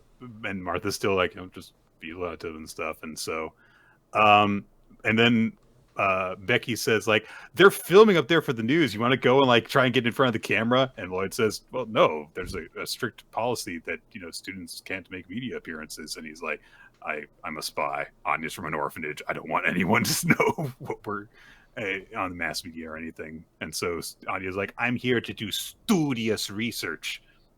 Yes. They can't see the seal anywhere. It doesn't turn up. So Becky gets upset very quickly. And eventually she just like comes down to the river. Is like, I'm going to get a submarine to go in the river and blow you up. And then she gets tired and leaves.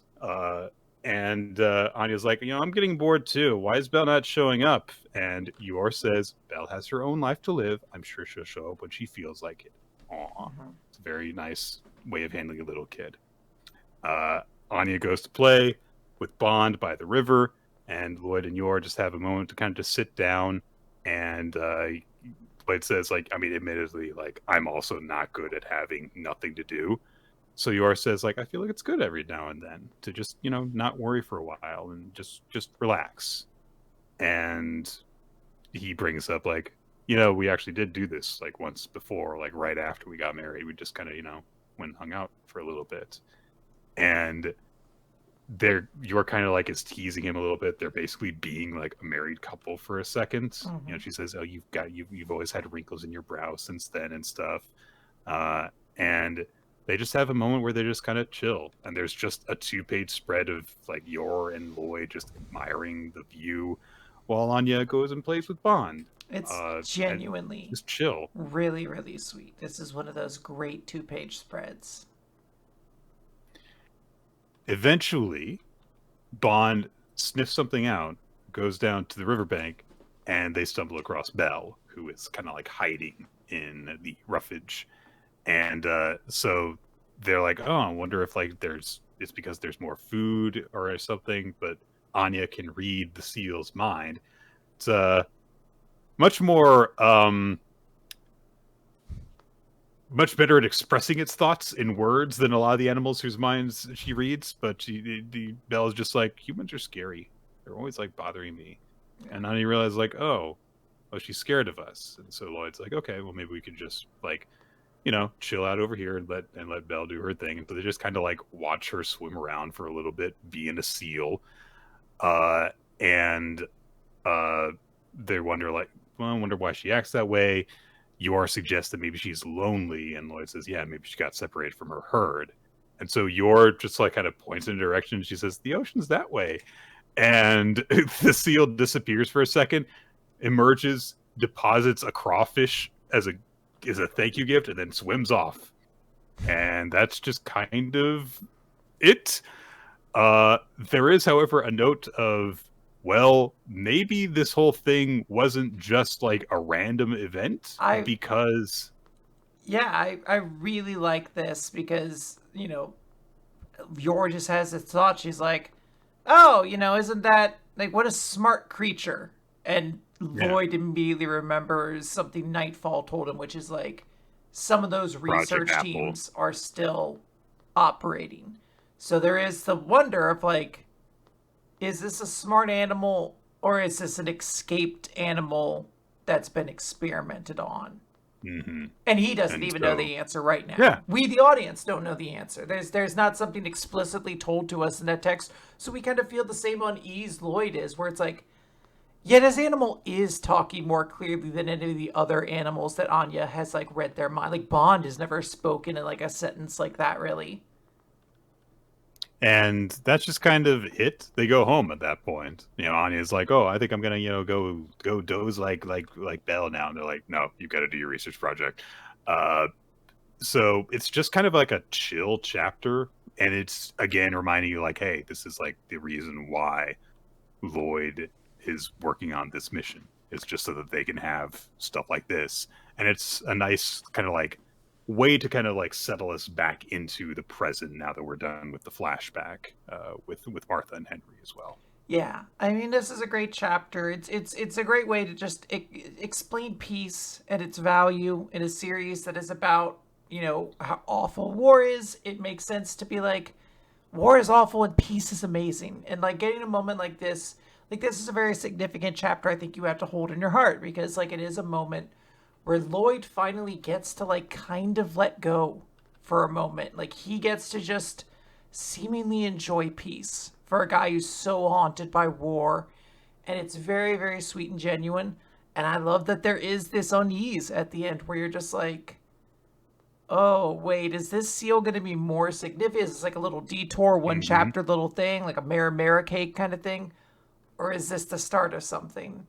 And I like that that's the mode we're in. Like, we're kind of where Lloyd is, where he's just like, can't be too careful. Let's get back to it. That's right. It's good stuff. Astro Royale. Yeah, Astro Royale. We've been talking so much about great chapters. I can't wait to keep that going, Nick.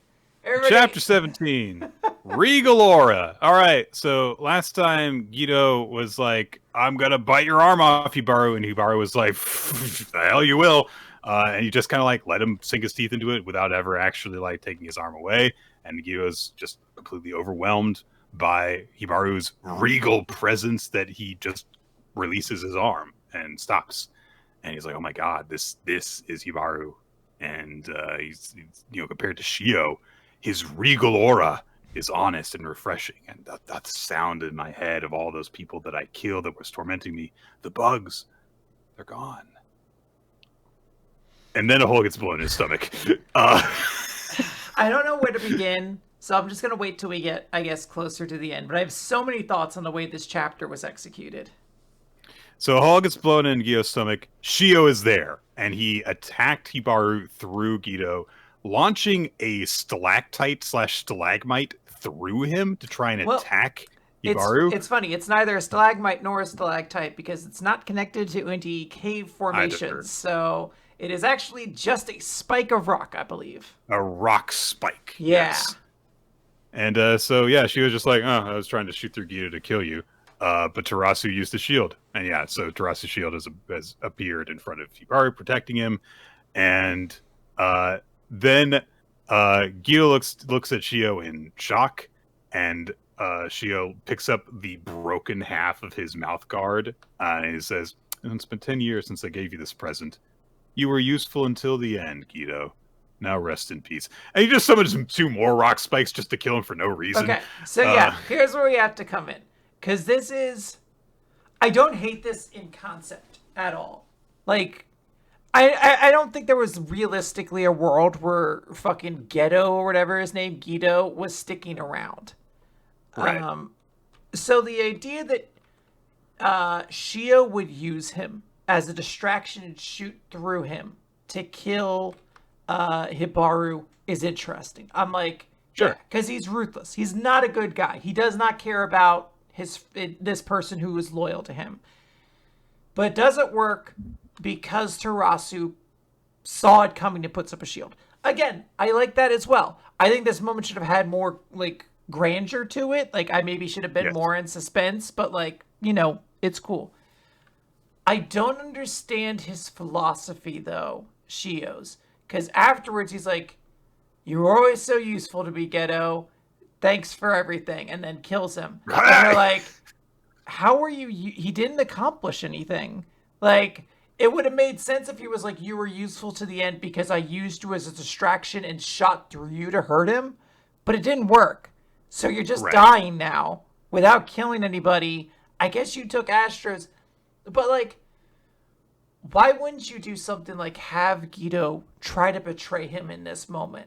Like, be like, I just saw this guy who's like a noble fucking king and made me kind of, in my defeat, see a moment where I could have been happy my entire life instead. Like the what if I had followed you instead of Shio. You just tried to kill me. Why should I have any loyalty to you? Like, try to strike back at you and then you have to kill me because it's like, I want to kill you while I still remember you being loyal to me. Or some weird line like that. Like, do something like that. And say he just kind of kills Guido. Just because. He's just like, I guess I don't need... Like, you're already, I guess, probably going to die because I just, like, put a giant hole in you. So maybe that's his mercy or something like that. But it just felt kind of sloppy at a moment. Like, at a read. So that happens. And then Shio keeps on using his Astro to summon rock spikes. He keeps on attacking Hiraru, and Tarasu manages to protect him with his shield. Hibari tries to strike back, and he goes, "Why? I thought you were strong and cool and smart, and Guido gave everything to you. He fought you for years, and I killed like you was nothing? We're human beings. Why didn't you face him like one? Why didn't you face me and our siblings? All this fighting over who's going to be boss, it's just a petty squabble between brothers, right?" I think he's losing the track of what his rant is. I don't really understand. It's started to kind of moved off of Ghetto at this point. Yeah.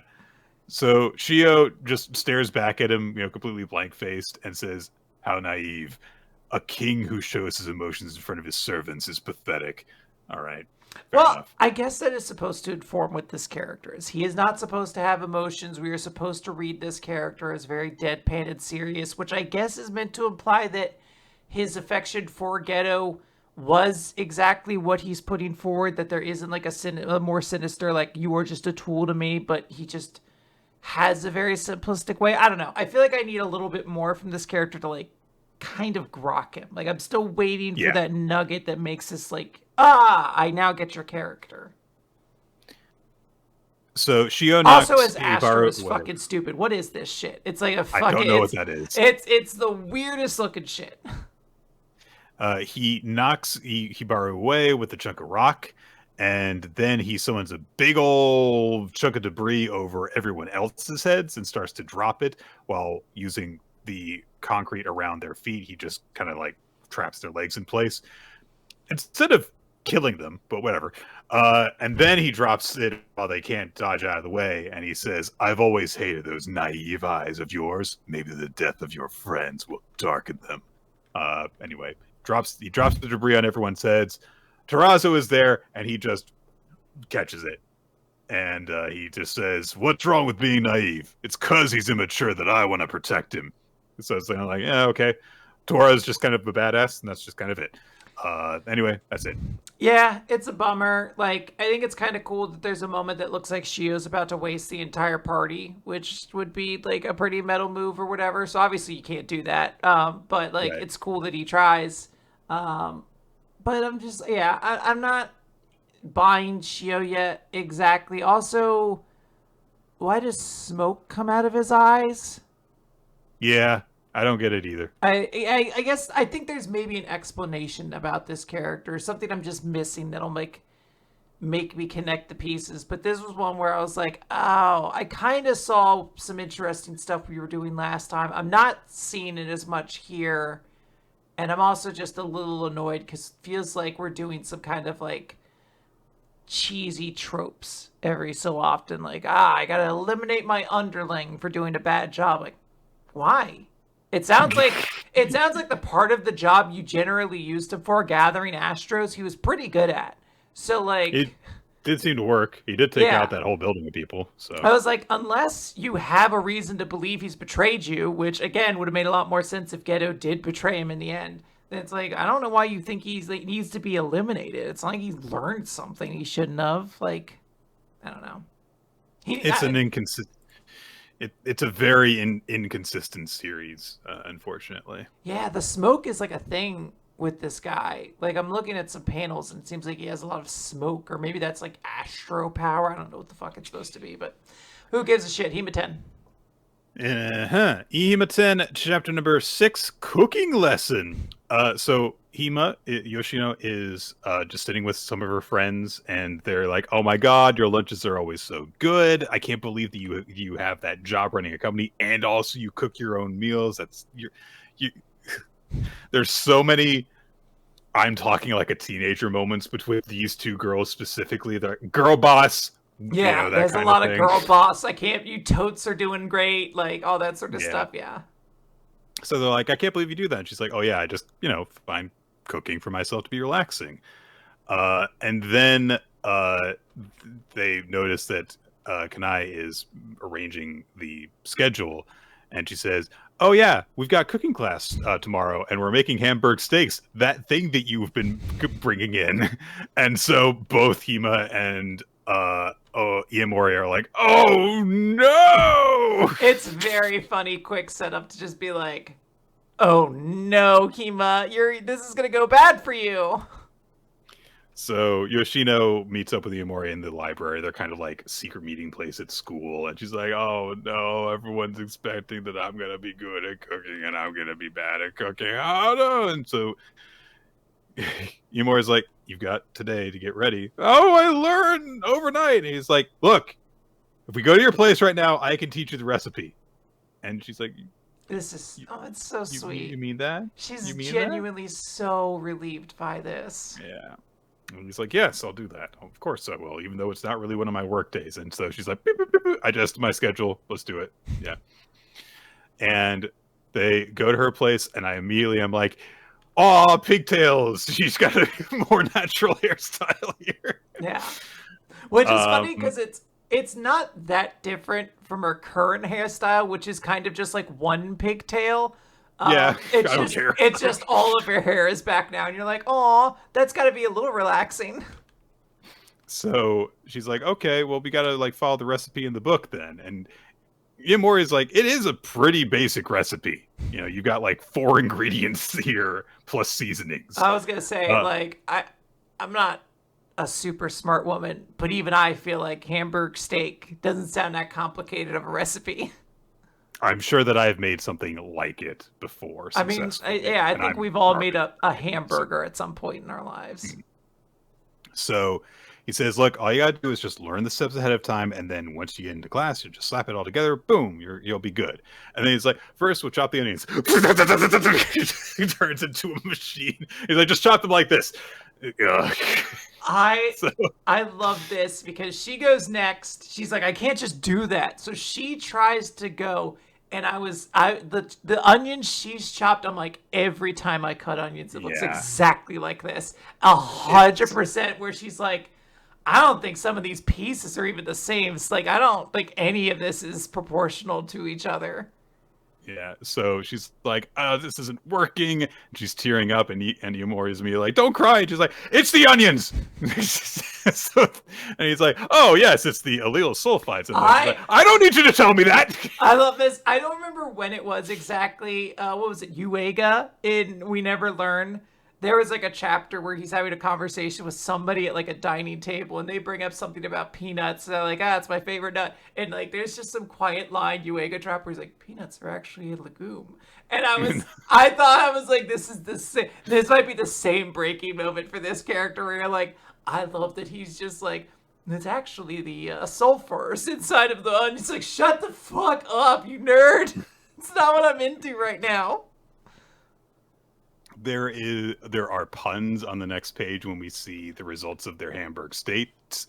Iomori's is 10 out of Tenichi, and Hima's is he maybe try again, which is just cute. And she's literally like, we used the same recipe. We were cooking them directly next to each other. Why does yours look so different? Yeah, understandable. And so she starts to get down on herself, like, I don't know if I can do this. Maybe I should just like stay home tomorrow so I can avoid embarrassing myself and stuff. And you know, Iomori is like, what are you talking about? She says, I mean, the only person who's like actually being affected by me lying about how I could cook is just you. So, you know, I could just avoid people finding out, right? And who cares if I'm missing from the group, because they'll be fine if you're there. And Iomori is like, I don't think we're gonna be in the same group. It doesn't have to do with you know, where we sit in class. We decided groups last year based on our class numbers. And so Iomori's like, oh, well then if I'm not gonna have you there to help me out, then I should definitely skip. Iomori at that moment realized, like, oh my god, I'm gonna be in a group with Kanai. I'm so hyped. And Yoshio's like, are you happy because you don't have to help me anymore? No. Poor girl. But oh yeah, sorry, continue. So she's like, well, who's in my group?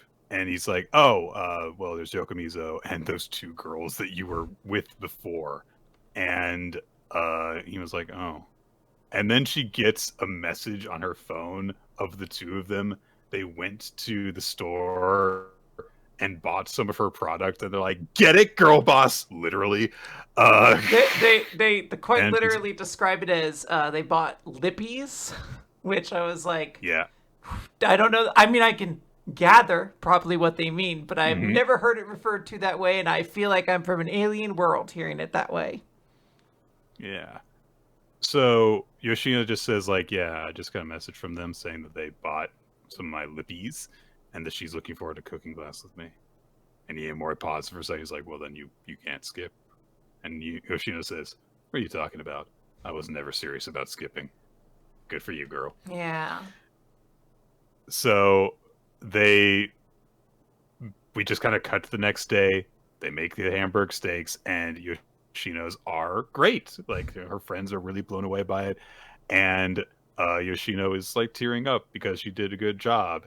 And she even was like, lets out an emotional outburst, like, oh my god, I felt like there was so much pressure on me to do this. And everyone's like, oh, you she wanted to feel that do way. Good for her friends. Yeah. Nick, this is gonna make me cry. I'm not gonna exaggerate here.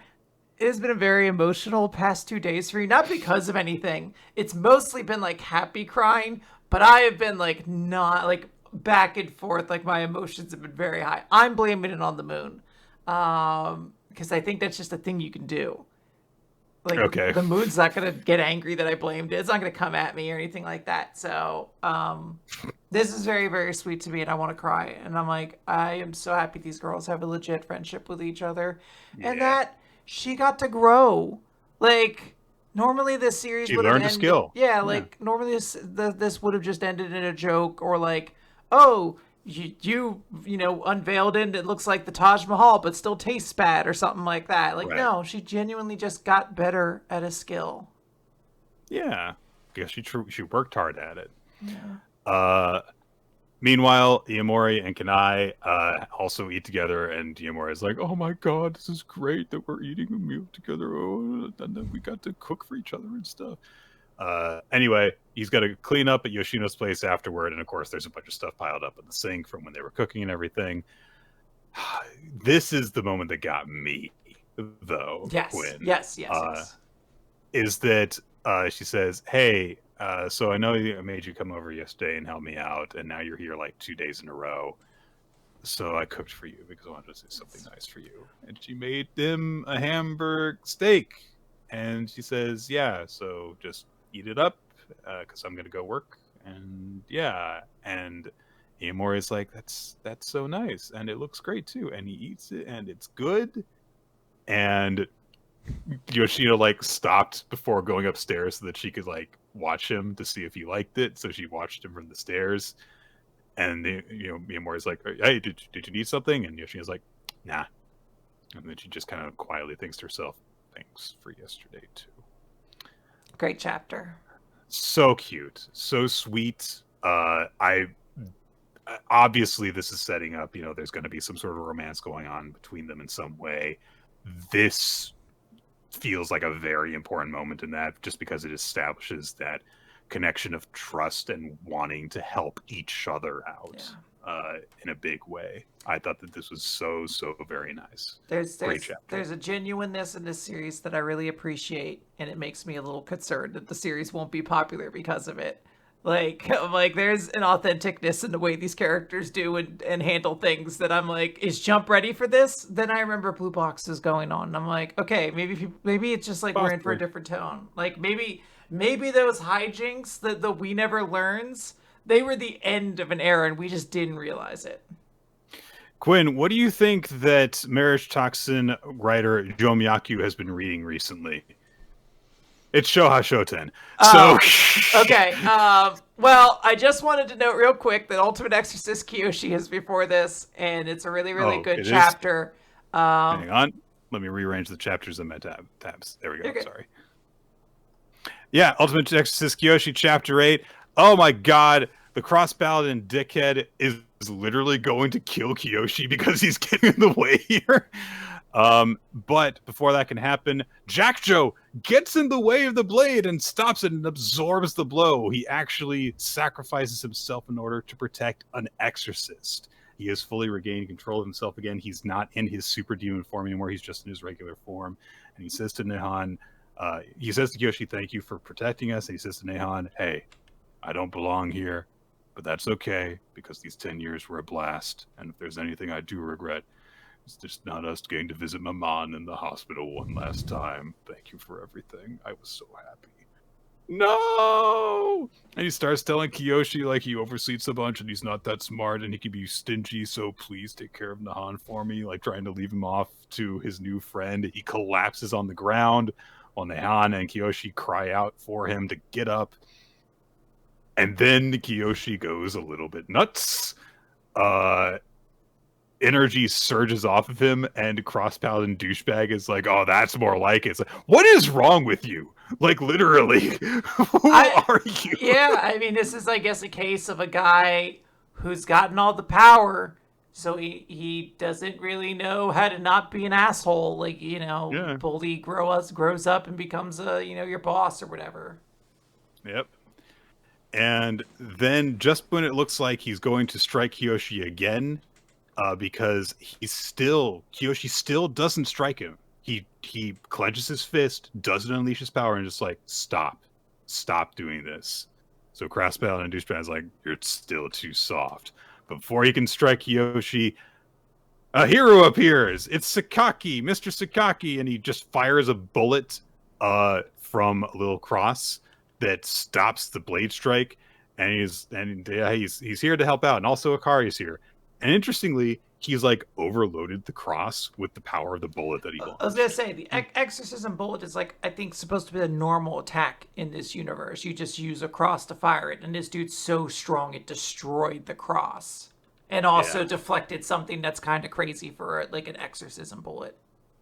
Also, he borrowed Akari's cross to do it. Yeah. So seemingly he doesn't like carry weapons around. So yeah, they're like, "Oh my god, what the hell just happened?" And so Cross Paladin douchebag is like, what are you doing here? You don't have any right to interfere with Concordia's business. You're just a branch office manager right now. And Sagaki says, I'm not here to interfere. I just came to help out my people. Crossbell is like, what are you talking about? And Sagaki says, oh, these two, they're the Naraku branch office's newest exorcists. And he just points down to Nehan and Jack Joe. And he's like, yeah, Kiyoshi told me about them. He said he made friends with someone who might be able to use a powerful demon. And can you believe it? That demon's actually a demon lord. So, he bends down to Nehan and it's like, hey, you want to get out of this alive? You want to form a contract? And Nehan's immediately like, yes, anything to save Jack Joe. So Sakaki performs a little ritual, like dips some of, it looks like he rubs some of Nehan's blood off of his face in order to get it. It kind of presses it to Jack Joe's mouth and says a thing. And he says, the Exorcist contract, Men in Black, Carpe Diem. That's so cool. I wish I could just say metal shit and say cool shit things. Yeah.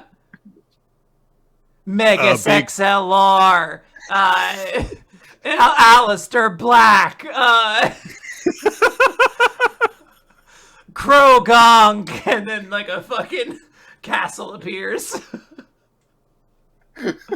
Those are all cool things. I told you. They're all cool. I don't know what to tell you. So a summoning circle of sorts appears around them, zaps like black electricity into Jack Joe, who coughs back to life. And Sagaki says, we'll go into what this means in detail later. Good call. Crossbowden and him, Tsurugi is his name, exchange some words a bit. And Sagaki's like, anyway, sorry I was late with my report about all of this. Kiyoshi here was trying to just keep his teammates safe. So that's what's really happening. Can you just like chill out and then we'll all go home? And Tsurugi holds his sword up to Sakaki and he says, you think I'm going to buy any of that? And Sakaki says, all right, look, I'm just trying to settle things peacefully here. You hurt my people and you've pissed me the hell off. And he summons his contracted demon. This is really, really fucking cool. I don't think we've learned the name of his demon yet, but it looks so cool. With the different card suits on its face and the pose it's striking. So. Yeah, it's in a real chillaxing kind of pose. But yeah, anytime you put like the suits of cards as a theme for something, I'm gonna be like, all right, I'm into this at least a little bit. Just a little bit. You know what I like about Gambit? It's the cards mostly. So I'm here. Feels like an insult. I'm just saying, a lot of people dunk on Gambit. They're like, oh, you throw cards? And I'm like, baby, if you threw anything else, I wouldn't fucking love this man. Like, I don't know what to tell you. This is style. That counts for something. He does have all the style. Anyway, Tsurugi realizes, oh, maybe I shouldn't keep going after this. And so he says to Sosuke that they're going to leave. But he says to Sasaki and Warren, he's like, this is a one-time thing. He does leave, and Sasaki says to him as he departs, tell Big Bro I said hi. Nice little bit of, like, I'll throw that in there, little world building. Sosuke, so he's just, tries to leave on, we'll see you next time. And then he just kind of, like, tosses his little jar on the ground, and he goes, oh, no! I've dropped the Hitsuki family's all-purpose healing holy water? The one that works on both people and demons? Oh, no! I guess there's nothing I can do if someone uses it now. And he walks up, like, that was so smooth. He's so proud of himself. He's like, good job, Sasuke. No one even noticed. So Akari helps apply the medicine to Jack Joe, which involves just pouring it over his head and waterboarding him with it, basically. So the two of them are gone. Sakaki comes up to Kiyoshi and says, hey, what were you planning to do if I hadn't shown up? And Kiyoshi's like, I'm sorry. He's like, yeah, you became an exorcist to protect other people, but if you die to protect a demon, that would defeat the whole purpose of you doing that. Those guys from the Knights of Light were doing their job, and what you just did was all for you. That was a failure for you as an exorcist. You were being selfish in and how you were handling that. That said, you would be a failure as a person if you had chosen to just follow the rules instead of protecting your friends. That would have been way worse. So you did good, Kiyoshi. Gives him a little pat on the head. And Kiyoshi gets a little emotional. And Jack Joe's fine, and Han's fine. They grab onto Kiyoshi and give him a big hug. And they say, well, you're our savior. I don't know what would have happened without you. And Kiyoshi's just like, I'm just glad you guys are okay. And they all head back to the gates of hell. And we got a little group going now with Nehan and Jack Joe and Kiyoshi, and then Sakaki and Akari, and Sakaki's poor put upon part-timer guy who's not part of this Exorcist shit. Yeah. It's a nice little group that we've got now. I've grown to appreciate basically everyone in this group except Akari now so far, and she could come along at this point. Yeah, I think this was a great chapter. I was fully ready at the start to be like, oh, they're gonna kill Jack Joe, and then this Nihon character will be important. I was genuinely surprised that Jack Joe survives all of this. We get this awesome moment from was Mr. Sakaki? Yes. It's great stuff from him. Like truly, really, really cool stuff. And then Kiyoshi just gets to like kind of look cool. There's an amazing little moment of just like, you did awful as an exorcist, but you did great as a human being. Like it's just a very, very sweet moment there. Yeah. And then I was like, oh, we're gonna make Hitsugi gonna be like the rival character. He's gonna be from afar, be like harumph. But then the joke of having to be like, oh no, I dropped this healing balm. Good job, Hitsugi. No one even suspected that was intentional. Like, that to me is so fucking funny as a joke. So this is an amazing chapter as far as I'm concerned. Absolutely. This might be, I think this is my favorite chapter of Ultimate Exorcist Kiyoshi so far since the first one. Yeah. So, good things. All right. Now let's do Marriagetoxin. Yes. Anyway, as I was asking you before, Quinn, what kind of stuff do you think Jomiyaku's been reading recently? Manzai! Absolutely. So, I'm going to be back in just 1 second. It's chapter 98 of Marriagetoxin, and yeah, so Gero is going on a date with, oh gosh, I've forgotten her name. Fuck. Oh no. Quinn's abandoned me at a time when I need her to tell me this girl's name, because I just am blanking on it right now. Ushio. I've got it. I remembered it. It eventually came to me. So they're going on a date, and it's to a Manzai competition. So it turns out Ushio is into Manzai. Again, like every time that one of these dates happens, you learn a massive side of these girls that are going out with Gero that you would never have suspected before. Yeah. And she has this, like, we see a flashback of when she was proposing that this is her big date idea. Is like, yes, 500 comedian groups are going to be competing, and from agencies all over, she's saying it like it's the biggest. She's so into it. She is bigging it up, and she's so smug about how she's got 2 tickets for it. She's like, it's perfect for a date, and I've got an extra ticket. Yeah. And then there's a very cute moment where she's nervous because Gero is like surprised and it has a weird reaction on his face. And she's like, do you not want to go to that kind of thing? It's like, no, it's just I didn't expect you to be so into comedy. She's like, what's wrong with comedy? Yeah. It's good for you. I love her like defense. She's like, what do you mean? It makes you, like laughter is good for your health. Yeah, and so Gero's like, all right, I'm looking forward to it. I don't really know anything about comedy, but I'm looking forward to doing that with you. It's very sweet. And then we see that Ushio's like, she is serious about this. She's in like her PJs later, planning the date. She's got her, she's playing an itinerary. She's like, I'll narrow it down so that we can schedule out to go to the best quality groups, and I'll research them on CommaDB to find their ratings and stuff. This is gonna be. She says, I'm going to give Hikaru-sama the time of his life and earn his maximum satisfaction rating. All right, calm down, Ushio. Yeah, all right, girl. Like, I have a sex podcast. Even I'm like, chill out a little bit, okay? So, during the actual show, she's reacting to some of them, and she's like, "Oh God, these guys are ad-libbing too much, so they're going over time." So she like yanks Garo out, and she's like, we gotta go somewhere else." And then she's upset that the next group's like, "Oh my God, they're doing like all this audience interaction. They're supposed to be doing skits." Next one, oh, they're doing all these inside jokes, and so she's like, everything's going wrong. He's gonna be so disappointed. She's freaking out. She's like holding her head, and so Garo sees that she's having a hard time, and he says that maybe we should take a little break. She's like, no, we don't have time for breaks. So we're gonna go to Parallel Ninja next. They've got great rating on CommoDB, 4.1 stars out of 5. They couldn't get tickets. They're full up. And the face that Ushio makes is so precious afterwards. Just her entire face curving downward. So she just kind of goes and slumps over. Is like, no, that was supposed to be like the main highlight of our big schedule. And Garo points out, like, there's a lot of open seats in this theater. We should just like go and see them. And she's like, oh, they're just like kind of an old duo who's been around for a long time, and they just kind of like keep repeating all their old material though, and they've only got 1.2 stars in CommoDB. But Garo says like, well, yeah, but it's better than just like crying over spilled milk, right? So they go into the theater, and Ushio starts to kind of laugh a little bit.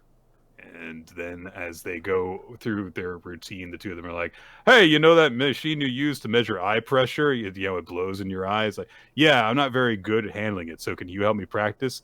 Okay, I'll be the eye pressure measuring machine. You be the doctor. Okay. The doctor, okay. And he just goes, foo, foo, simulating like blowing pressure in the eyes. And then the other guy goes, so do you even need me here? It's like, well, yeah, who would move me around if you're not around? So that's a good joke. Because like, oh yeah, afterwards I need your help. And Garo looks over at Ushio, and she's just laughing really, really happily at the show. And afterwards, she's like, I really didn't expect that they would have that new joke at this point in their career. I need to update their CommoDB. But Garo says, I only just like learned this recently, but when things don't go according to plan, you'll often find yourself making discoveries you never imagined. And life's funny that way. And Ushio says like, hey, what score would you give today's date? And he's like, what are you talking about? And she says, I know it's weird to like ask somebody this like just straight up, but like that's how I am, because I was raised really strictly. My mother taught me not just like how to improve my techniques, she taught me financial management, negotiation skills, and now I understand that she did that so that I could have a long, resilient career. And it's been drilled into me to be logical and efficient. And so I want to apologize that I wasted your time today, because I know that today's date was worth 0 points. And Garo starts to say something, and she's like, no, I was awful. I dragged you all over the place. I got in a bad mood when things didn't go according to my plan, and we only were like lucky to catch a good show at the end because of your suggestion. And I know your time's very valuable. And he just goes, "Foo." He does the eye pressure machine. And at first she's like, what are you doing? Foo. And she's like, oh, you're doing the eye pressure machine joke thing? And Garo remembers some advice that Kinosaki gave, which is, hey, both people just need to have fun in the date, and then that means it's a success. And Garo says, when I saw you laughing over that joke, I had fun too. So this date gets a perfect score from me. Aww.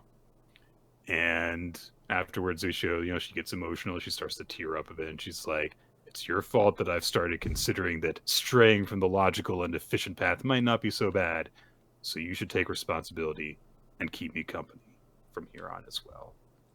And they had each other as friends. Yay!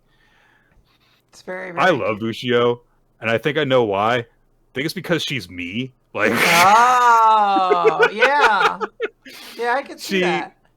I'm sure there are people who can relate to me saying this. I legitimately garner entertainment and fulfillment to doing things associated with some forms of entertainment in a very logical, breaking them down by the numbers path. Like, there are certain things that it's like, I enjoy this show. Let me analyze the numbers to it that are like just there that don't actually help the entertainment value of it. And I'm like, no, I want to do this because I take satisfaction in it. So I related to her so hard in this chapter, Yeah. and I love her. So Yeah. Do you want to know why I like her? why? She could fucking crush me with those thighs. My God, ma'am, I just normally you're not like, I guess the suit you see everything, so it just, I don't She's know. They're just they she's got them shorts on right now, and you see her in those boots, they and yeah, those shorts make her thighs look crazy. I need to find a pair of those for my life. We are so behind on time. yeah. Um, New Exorcist Quinn. New Exorcist. Can we like run through this one a little quickly? Like I want to give this like the fair shake of things. But like the truth of the matter is a lot of this is teasing of a character that's only It like is. been alluded to before. Basically, Raise is her what Shunsui essentially. Like this is her former spirit detective. This is her. You know, Yes. she was Gakuro before Gakuro. He's not a spirit, importantly. He Yes. was like her vessel before, but he's been changed through it. That's why he wears the big veil over his face, and he's taken in a lot of spirits and absorbed their powers. And lifts up the veil, and his face has like teeth across his forehead, and it's all covered in black, and his pupils are shaped like crosses and stuff. And he says, "No one could call me human now." It's actually a pretty cool design. It's Uh, not bad. There's also a girl we find out later in a backstory that we don't know the exact context for, but it's connected with Rice. And this girl yeah. looks very dead in the shot we see her in. She doesn't seem to have much of a lower torso anymore. So someone seemingly died. But other than that, this is a chapter that's like, here's a brand new character, and then the cliffhanger is a bunch of characters you barely know are here to save the day. And you're like, Yeah. cool. There's some fighting. There's a flashback to the moment where this girl seemingly dies, and Nue is upset about it. And she says, "Please, Raita," which I guess was his name before he was Raise, I guess. And so yeah, so they exchange some talk, and she says to him, "I'm sorry, I couldn't save you." They fight some more. The people that were moving in order to help out show up to fight, and they do some stuff I don't care about. And that's the chapter. Yep. It's not bad, but it's not good. Let's talk about Akane-banashi. Story 122, Essence of the Shigama School. Cool full color page, including Akane and her rivals, and they're posing with fans, and they've got the primary color thing going on between them. It's neat. Akane reflects again from the previous end of the previous chapter how Master Shigama taught her to enjoy the world of Rakugo. So she's going into it, and she is going through the world again. She's like having a bit of stories crossing over, and she can see even more than she did before. And she's like, it's the same as that routine that I had at Asagao's promotion, where we didn't see his performance. And she's like in character as the little boy, but also kind of like as herself as a little kid. There seems to be a little bit of like crossover there. And so like they're going through the festival, and like the kid gets challenged to a game of dice, and they're like, oh well, I'll use like this Tanuki dice, and then she goes like, oh no wait, this isn't Tanuki dice, I shouldn't do that, kind of thing. So she kind of like brings herself back a little bit from before, when she was like freely going through it previously. Yeah.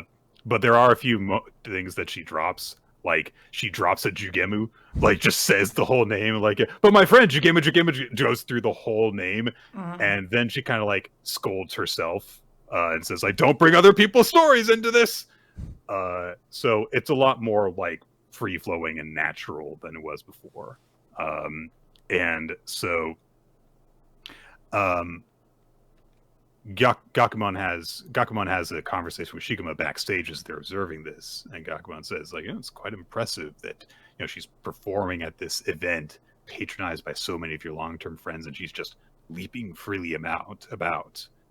And Shigama says that's because she has inherited more than anyone else the essence of Shigama. They get back into the story proper. A little kid is with their father flying a kite, And the father is kind of like struggling with the kite a little bit, and eventually the kid's like, "I want to do it," and then the father's like, "Pipe down! Don't try to distract me!"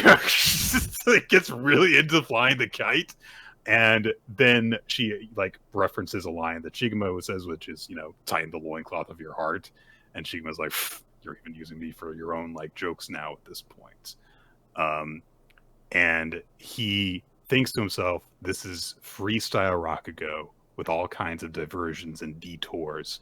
And what makes that possible is a great number of drawers one can unconsciously pull from. A style breaking from precedent, built on fundamentals. From Shu to Ha, you ought to leave my care and learn everywhere. It was my suggestion, but I had no idea she would round into form like this." Yay. The story ends on the joke of, if I'd known this was going to happen, I wouldn't have brought Daddy along. Yeah. Very, very simple joke, but it works. Chapter's not quite done yet. There's a couple more pages. Jumbo is in the audience. Aww. And he came to go and see his friend. And he's like, it's been forever since I came to see Akane perform at something. But, this is crazy. She's in this sold-out crowd. She's got this confident presence. I'd heard she'd be having a rough time recently, but you wouldn't even know it. And he kind of reflects on, like the second chapter, the first chapter when they were, arguing with each other over stuff. And he's like, "You're a real pro now, Akane." Gakumon greets Akane when she goes backstage, and he congratulates her on her performance. And then she says, "Oh, are you going to watch Master from the Wings?" And he's like, "Of course. This is a very special event." And Jumbo's looking over the flyer. He's like, "Oh, it's Akane's master next. Yeah, I wonder if he's kind of freaked out because of how much the crowd loved Akane." And immediately the entire audience, just like a pressure descends on them. They're all anticipating Shigema coming out. And this is because Shigema is going to perform his specialty. And so Gakumon says, of course they're on edge. They're getting a chance to hear one of the men at the peak of the Rakugo world, Shigema Arakawa, at his finest. And we've been having a lot of really good Shigema chapters recently, but it's been in regards to like what a cool guy he is, what a friendly guy he is, how good of a mentor he's been to Akane. Now it looks like we're going to get Shigema as a badass Rakugo performer. We're going to see this guy perform, and it's going to be incredible. And it is big. We have never really seen any of the Arch 4 do like a full performance at their very, very best. I guess the only one we really saw was what like Tyson did a little bit of a performance. When he had his like emotional breakthrough and, kind of said his goodbyes to Shinta. Yeah, so I'm very excited to see what this is going to be. It's going to be very cool, but I also think this was a better... I enjoyed Akane's special skill more this time than I did last time. I was really into it this time, where you're like, I do kind of feel like she is flowing through this world. Like, it started to make a little bit more sense what she's going for. Last time it just felt like references, where this time it's like, oh no, she is weaving into it. I know that's what was the intention from the beginning. It's just this time it made more sense to me. So I really enjoyed it. Yeah. This is a great chapter. It is weird because in another week, this would be like easily in contention for best chapter of the week, but I don't even know if it's like one of my top 3 favorite chapters from this week. That's how crazy this is. There's a lot of good stuff. And we're going to wrap up with another good one. One Piece, chapter 1123, The Void Fortnite. Real kick the cover page. Denjiro is giving those kids their punishment. They have to eat dinner with the person they hate. So everyone gets to have a big, great meal together. And Yamato is waiting over so many friends. And they are eating Odin. Yeah. Yes. It's very, very sweet. So at the start of the chapter, there's like, kind of like marine calls going out. Just like, hey, what's going on? And we see that essentially every marine is unconscious. Even like the captains and stuff like that. Like Doll is unconscious and stuff like that. Basically, only the Seraphim are left standing. And the Giants are stunned. They're like, that shit was stronger than Shanks. Like, well, that was crazy. Luffy thanks the giant robot that we end a shot on of it motionless in the flaming wreckage of Egghead Island, which is a visual to think about. And The giant pirates celebrate. They're like, all right, everybody's asleep. Let's get the heck out of here. Set sail for Elbath, everybody. And we get like a little montage of certain things. We see Bonnie laying on her dad. Like, and she's like a little kid. It's very, very sweet. Usopp and Chopper see Dorian Bragi for the first time. Nami is caring for Luffy. I had to look again the first time I read this. I was like, is that Lilith? And then I remembered, nope, there's more than one Nami character on this ship right now. Yep. But the very significant thing is we cut over to Sanji, who is with Vegapunk's body, let's just say. And Sanji says, what you said back there just doesn't sit right with me.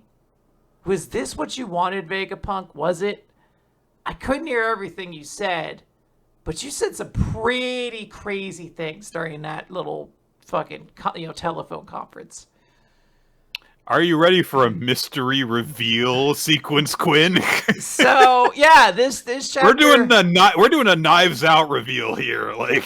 Yeah, we have to basically explain a little bit of the mystery that's been going on Egghead Island, and very particularly maybe what some of the people would think are some of the plot holes of it, which is just like, wait, how does this thing get known and all that sort of stuff. So we cut to 2 weeks ago, and there's a bunch of science garbage, they say, to basically explain, we realize the Mother Flame has been taken.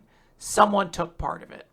And the only possible culprit is a Vegapunk, which, Vegapunk himself says, a Vegapunk? It must be Lilith. She's evil.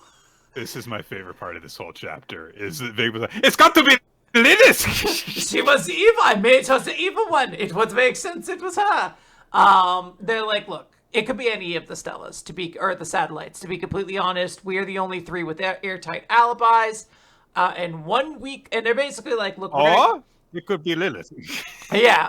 Or they'll turn their brains on the stealth mode so it doesn't like connect with everything. And yes, Vegapunk has another thing. He's like, that is good. If this experience is shared, then Lilith, I mean the culprit, would Nova onto them.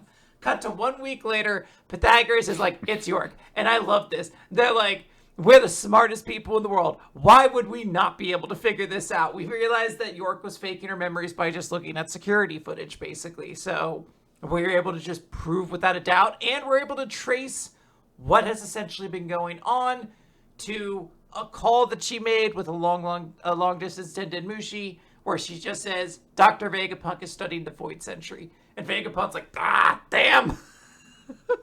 This explains why we're constantly being investigated, though. And we jump forward a day where the kingdom of Lugia has been erased from everything.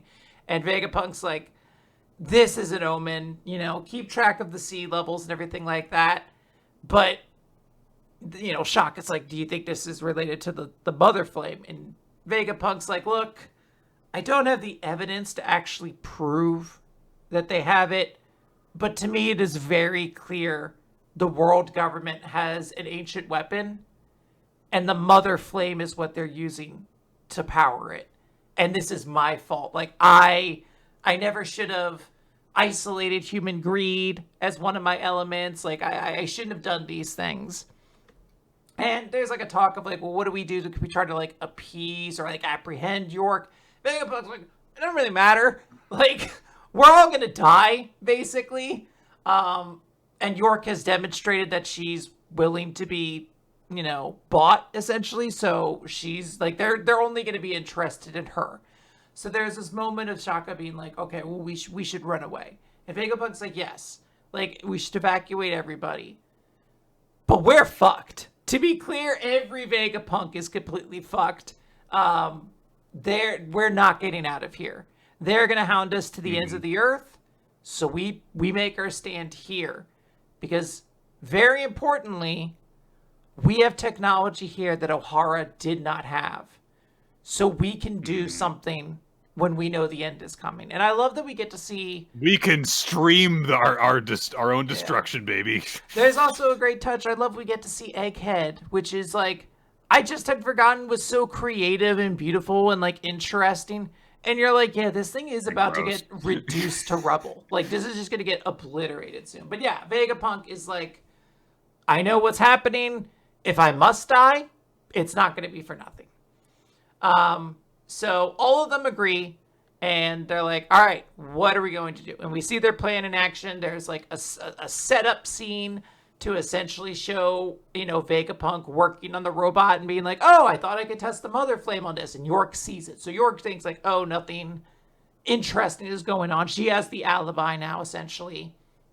But, the secret cabal is like, we know exactly what we're doing. We start seeing Vegapunk record the message. We see them put it in the robot. And then we see Vegapunk's Shaka and Pythagoras all getting their memory erased. Because they're like, look, Yeah. we have to ensure no one else learns about this. And the only way to do that is to erase our minds. And that's going to come at a cost. We're going to lose everything for 2 weeks. We can't just erase like the past little bit. So we're going to lose a lot of time. And I'm going to write us a letter that we'll read off in a second. But like, right, we've essentially they'll give us the most.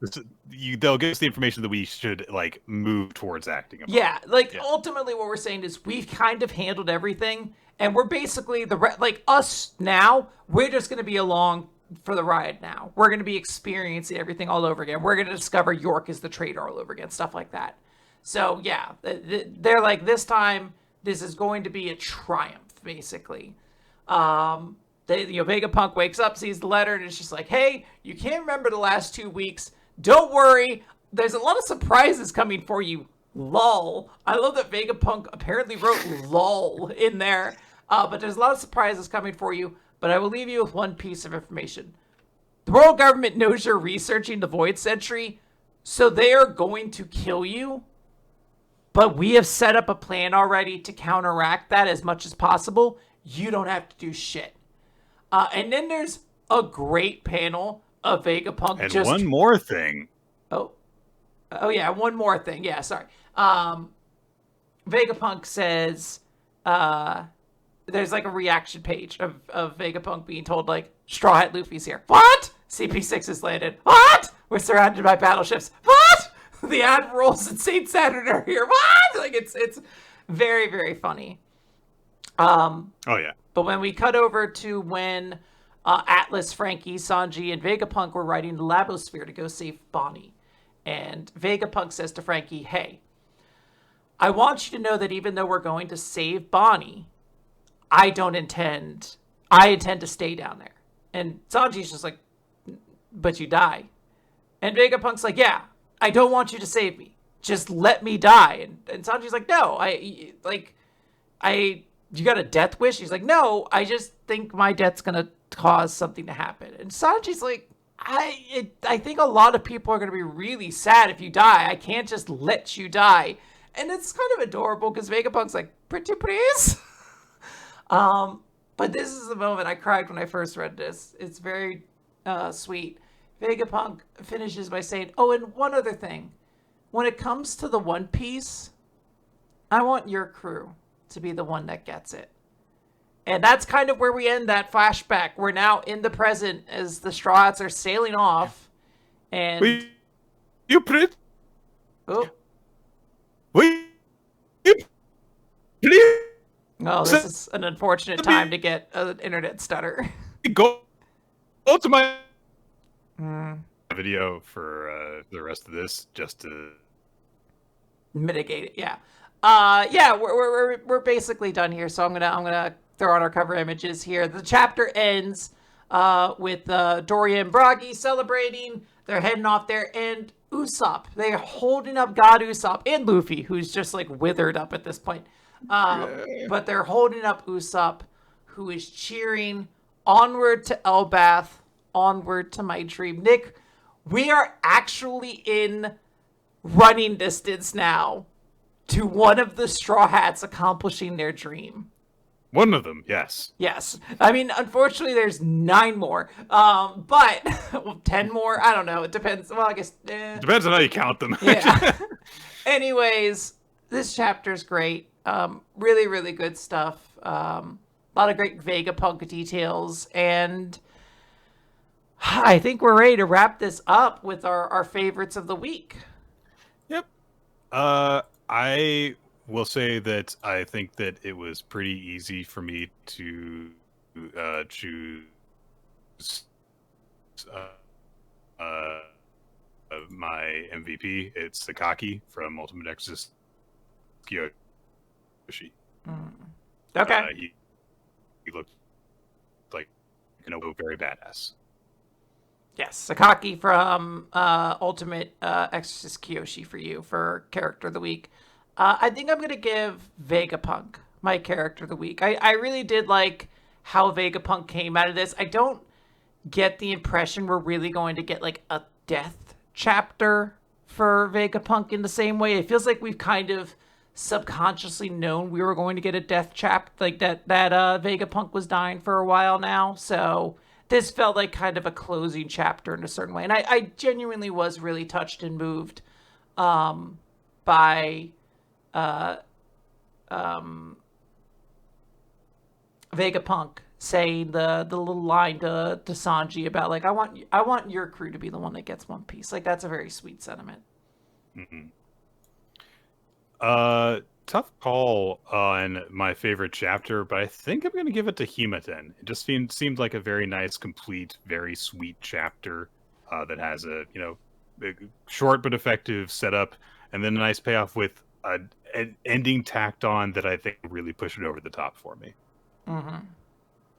Yeah, I agree.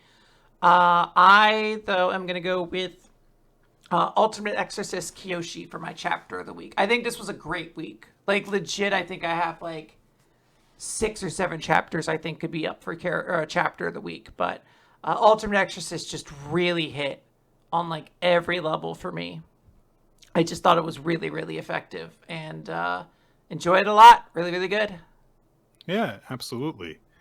That's going to do it for Weekly Manga Recap, everybody. Let's see if the connection will allow me to get through all of this. Mm-hmm. We record the show normally at around 7:30 to 8 Eastern Time here on twitch.tv/RLT, so join us for the live recording. If you join our Discord server, which will be linked wherever this episode gets posted, you can get a little buzz whenever we go live on the stream. You can also participate in conversations with our wonderful community in regards to all the chapters as they get posted that we normally cover, and also you can just talk about the recommendation that we're currently working on, which is currently Drychem.